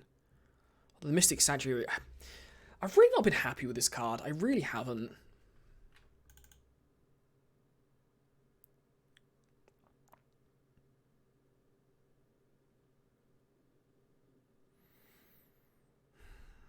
Let's mulligan. Let's mulligan. I think we can do better.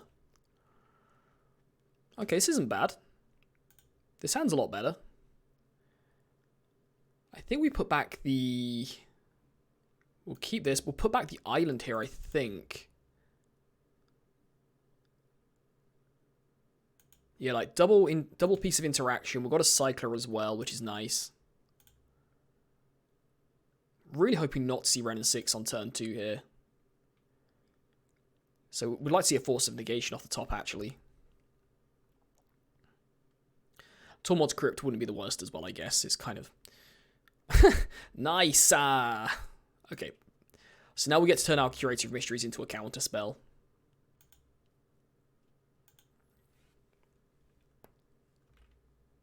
If it's needed. We might not need it. We don't need it. Okay, that's really good. Now we get to cycle instead. Or do we? We do.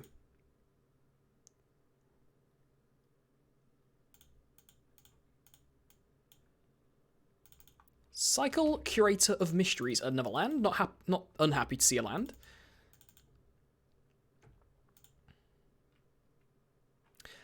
Aethergust as well. Nice.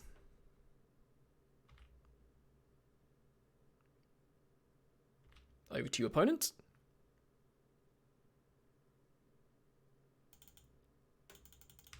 Resolves, unfortunately.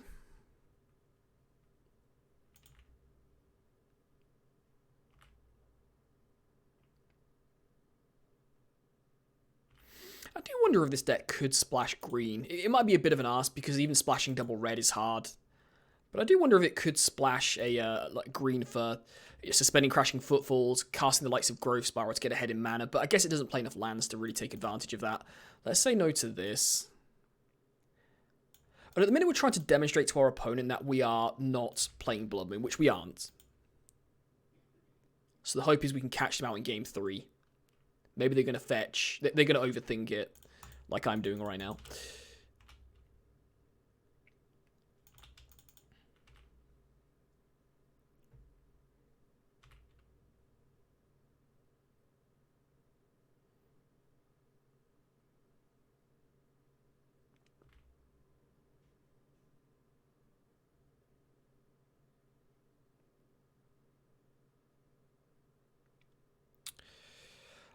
That has to be worth a remand, doesn't it? Put it back into their hand, make them start again. Yeah, land drop. Okay, not unhappy with that. Go ahead, opponent.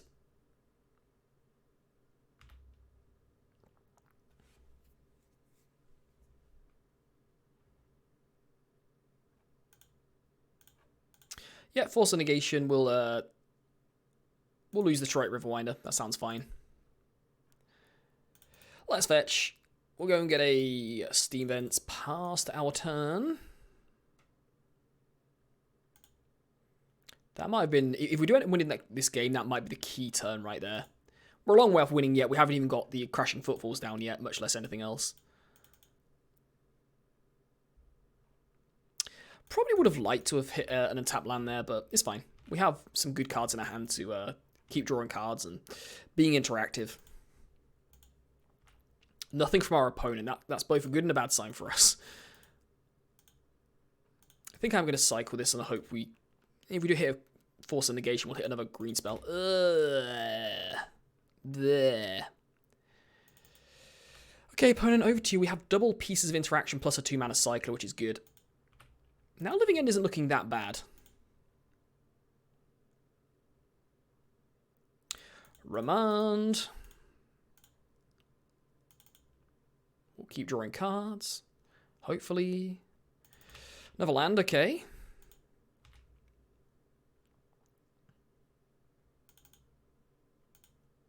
You can have that back if you want. They're going to decline. Sounds like a plan.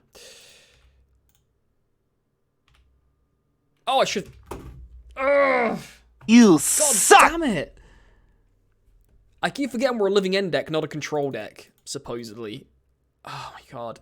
If we end up losing the game because of that, that's going to suck.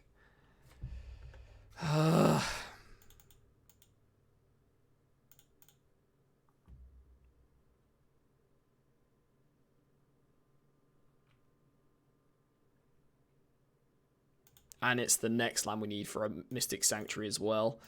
I'm going to cycle Windcaller Avon here. And like just to keep my opponent a little bit confused, maybe why we're doing this. That's another land. Okay, that's good for a... That's good and bad. It's good and bad. That is both good and bad. That's going to resolve. Well, we have Ren and 6 or lands. Take your pick. Actually, do we even want them to have those lands?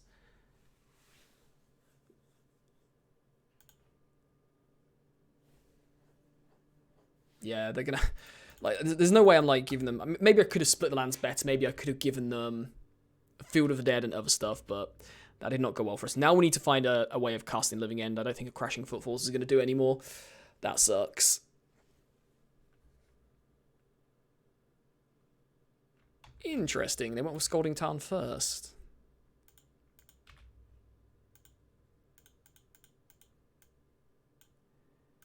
Let's cycle this. Sure, I'll take an island. Why not?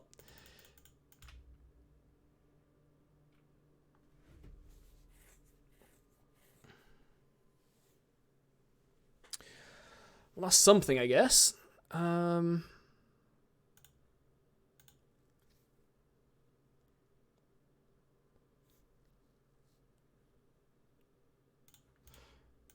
Okay, Scalding Tarn it is. Let's transmute this now. Go and get that Living End. So the reason I'm doing this now is because I want to go and be able to get Mystic Sanctuary at some point. Maybe I could have got Tormod's Crypt there, actually. Maybe I should have got Tormod's Crypt there. Maybe that would have been a smarter play. So now we just need to find an Electro Dominance. We might get back into the game, but that's a very big might, considering we've wasted a lot of counter spells already.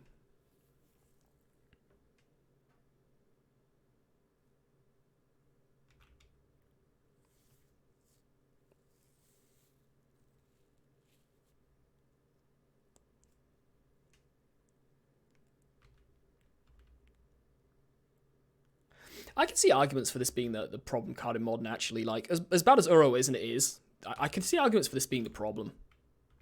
I mean, when this card is being played over Valakut, then, you know, this card is a problem. Yeah, because, like, it's inevitability against control decks, unless you're playing Field of Ruin, which is not a particularly good card in the format right now. In fact, you're probably just playing Field of Ruin to deal with Field of the Dead, which says everything that... You know, if you're saying that decks, cards like Faithless Looting should be banned because it means your opponent has to have graveyard hate, then you can make the exact same argument for this, that your opponent has to play land destruction in their deck. Like, I can see an argument for that. But anyway. We're not going to crack this just yet because I want to wait until we have to force through a Living End to go and get the Force of Negation back, because at the minute we don't even have a way of... we don't even have a way of casting Living End, so we don't have to worry about it resolving when we can't even cast it.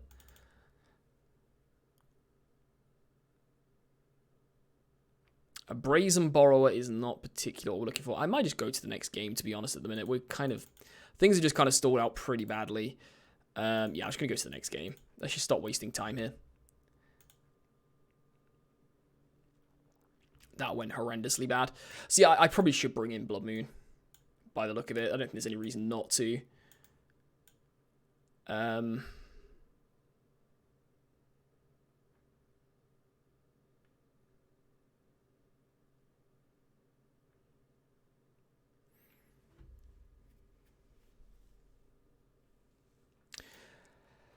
If I'm bringing in Blood Moon, I should probably take out Cryptic, because it's such a big nombo. I know we could draw Cryptic and not Blood Moons, which is one thing, but I think we just have plenty of interaction here already.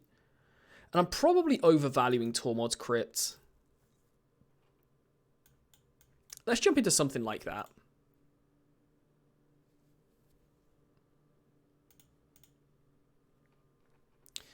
There's a Living End and a whole bunch of Cyclers.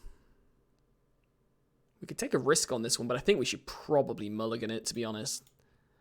And there's a Blood Moon we're going to keep. And the Electro Dominance, Crashing Footfalls. And we'll put back the Fiery Islet. Why not? Actually. Yeah, Fiery Islet's fine.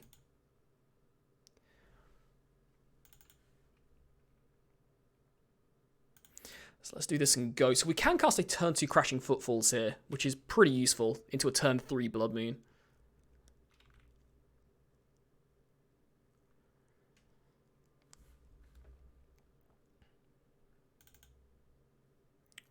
Really? Our opponent's got a turn 1 play? They got Opt or something? Veil of Summer or something? They can't Veil of Summer, surely.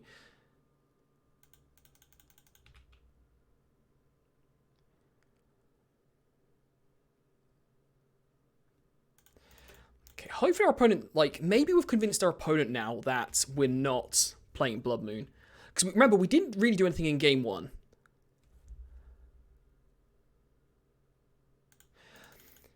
Right, so I'm gonna stop on their upkeep here. And I don't think they're gonna have Spell Pierce. So I'm gonna go ahead now and Electro Dominance, targeting myself, as I always do. And we're gonna hope our opponent doesn't have anything in particular in hand. Please don't have it, because I'm going to hate this if you have it. You don't have it. Okay, good. So go ahead, opponent. We have a 3-turn clock here.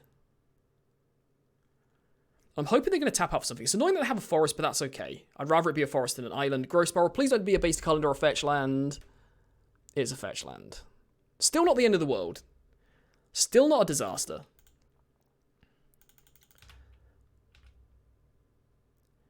That is such a good draw. That is such a good draw.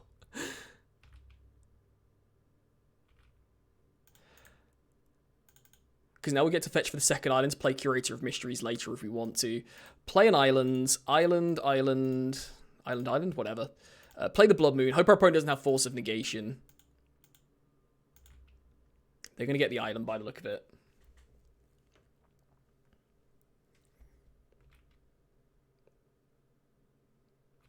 Okay, that's going to happen. Sure.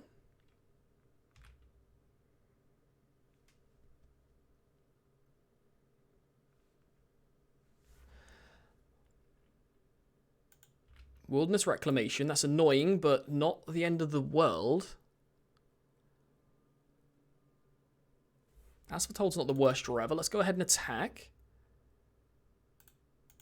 Get in. Our opponent's got 1 life to play with if they don't block this, so an Electro Dominance at any point is lethal.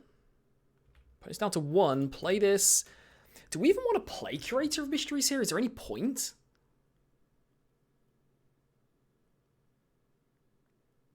Honestly, I think I'd rather just play Asphaltold here and just start building that up.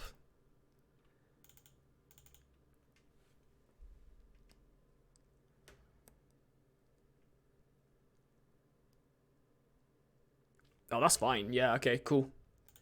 If he gets a card out of their hands, and it's a card that we just don't care about, like, we don't care about Asphaltold, that was just, it resolves great. I'm pretty surprised my opponent even countered that, but I guess, like, they have to do something. Growth Spiral, go for it. Please don't have a basic. Please don't have a basic island. Okay, we got there. So, there was plenty of punts in this league. Let's get rid of this for a second. There was plenty of punts in this league. Let's not beat around the bush. I punted a decent amount. But the power level of the deck got through there. I also think I played reasonably well in places. You know, I think I played okay in places. So, again, I do think Force of Negation makes a huge difference to this deck. I really do. But you know what? I was probably a bit harsh. I probably was a bit harsh that the deck isn't as all in. It's not necessarily. I never thought it was all in on Force of Negation, but I thought Force of Negation was more important than I actually gave it credit for. I do think Force of Negation is incredibly important when you consider the Electro Dominance. That's where it really shines, because most of these blue-red decks are winning at sorcery speed. Yes, they can cast a Through the Breach on their opponent's end step, but most of the time they're casting their Kiki Jiki during their own turn. They're casting a Through the Breach during their own turn. And that's the big difference, I guess, with this deck, where Electro Dominance and Force of Negation does go really well together. And there's a decent amount of power level there, and we did see that actually this amount of counter spells against all of these. I mean, blue is a broken color in Modern right now. I don't care what people say. When this is the second best counter spell in your deck, and hell, this isn't even the second best counter spell in your deck, this is the best counter spell in anybody's deck. That's not a good thing for the format, I think. I think at the minute, if you're not playing blue, or you're not playing in an extremely aggressive strategy, you're probably struggling. So I think Force of Negation does pose problems in the format. Bit of a spoiler here. I'm going to be making a video on this, hopefully, for Card Market within the next week. Just waiting to get back to work for them. My personal opinion on Force of Negation, I have said it's a mistake in this video, but what I actually mean is, I don't think Force of Negation is a card that shouldn't have been printed. I think the timing of the printing was awful. Think about it. So much has changed within the year, the past year and the year before Force of Negation got printed. Faithless Looting got banned. Mox Opal got banned. So many cards got banned that, of course, eventually Force of Negation was just going to be brilliant. And the reason I think this is the wrong time to print this card is because now in the format, you can freely, openly just play a Planeswalker and there is no downside. And I don't think that's a good thing for the format. It's starting to sound very much like Legacy. Anyway, that's my 2 cents on it. I'm going to go into more detail. So I don't mind Force of Negation, the card itself. I just don't like the timing. I think the timing was awful, considering Modern was already changing with so many Planeswalkers being unbanned, or so many cards in Modern being unbanned, so many cards being banned, shaping the entire landscape, and then you can shove it all the way into Blue's favour. I think that's where the issue was. I think if this was printed a year or two before it actually got printed, or even a year or two into the future, we could be having a different conversation. But for now, I think the timing is just perfect for this card, and it's just been kind of shoved down people's throats, and I think it's been done intentionally by Wizards, but there we go. Outside of that, though, I think this deck performed pretty damn well. One thing I really don't like, though, I don't like this. I hate this. There are going to be games where this wins you a game. It can get you a card from your graveyard on top of your library, but I think that's going to be 1 in 50 games, probably. It's not going to be very often, and I genuinely think this card can lose you a game. I genuinely think this coming out tapped could lose you a game. And in fact, it happened to me in practice once when I wanted to cast an Answerable Toll on turn 3, and I drew this. I was like, great. So this, I may as well have not drawn a land in that case. And I think that is way more likely than in this deck, which is not playing that many islands. I mean, yes, you can count Flooded Strands of Fire and Scalding Tarns as islands, but in reality, it's not playing that many islands. So, whatever. Other than that, yeah, pretty happy with it. I wish we had a different way at instant speed of casting Living End other than Electro Dominance. To be honest, this deck could probably just be mono blue if that was the case. I wish there was like an instant speed application for this in blue, but it doesn't exist. Sideboarding wise, there is one thing I'd like to bring up with the sideboard, and I thought this going into it. I don't like having just one Anger of the Gods in my sideboard and one Abrade. Maybe it's just a metagame call. Maybe it's just like the meta at the minute is all about, you know, you're not going to need Anger of the Gods that much. In that case, why have it in the sideboard then? Like, why bother? I just don't see the need for this. Like a one-off Abrade, just no point. Just play like more blue stuff. That's more important. Like, because it's just going to be so inconsistent that you draw this that you may as well not be in your sideboard. I've never been a big fan of one-off cards in the sideboard unless you specifically have a way of getting that card, like a way of tutoring that card to your hand. Like, for example, a Khan the Great Creator is a pretty poor example, but maybe, like, for example, with the Teleria West, if you can transmute for that card, so it's in your deck and you can transmute for it, then fair enough, have one copy of it. Or like, if you're playing like an Emrakul the Aeon's Torn in a Nahiri deck, I guess that would be in your main board anyway, but you get my point. I've never been a big fan of having a copy of one card in your sideboard when, especially when that card is vital in the matchups you're going to be bringing it in. I've never been a big fan of that, just playing a one-off, unless you can tutor up. I think I'd rather just have more engineered explosives or whatever. Anyway, should we open these chests? Let's open these 5 chests and see what we actually get. 10 play points and a... What the hell is that? Oh, a Tangle Root. Whenever a player casts a creature spell, that player adds a green mana. That could be pretty interesting in Modern. But you just play Elves as that was the case. 10 play points, so we actually lost money on that chest. You usually want to get to 20 play points to get your money back for a chest, usually, give or take. 45 play points and a Temporal Adept. That's probably not worth any pennies whatsoever, but we've got 45 play points, so we've already got our money back from those 2 chests. That's good. Moving on. 5 play points, a Shivan Reef. That was awful. Okay, next one. 10 play points and a Radiant Purge. I'm not getting a good feeling about this one, guys. Last one. Maybe we get a good ending. Yeah. These treasure chests are not good, are they? That was not good. Anyway, we're up to 266 play points. We started on 170, so we've got almost 2 additional leagues out of this. That's pretty cool. We need to get an extra 34 play points. We're up to 300. Anyway, guys, that was it. That was it for our first game of the year, first league of the year. Went pretty well. Let's also remember, by the way, we could have gone 5-0 in this league. That Infect matchup, if we're on the play in game 3, if our opponent doesn't have a turn 2 win, we probably win that. So, we could have easily gone 5-0 in this league. Anyway, hope you enjoyed this league. Hope you enjoyed the Living End content. Hope you enjoyed me being an idiot. I'll see you next time.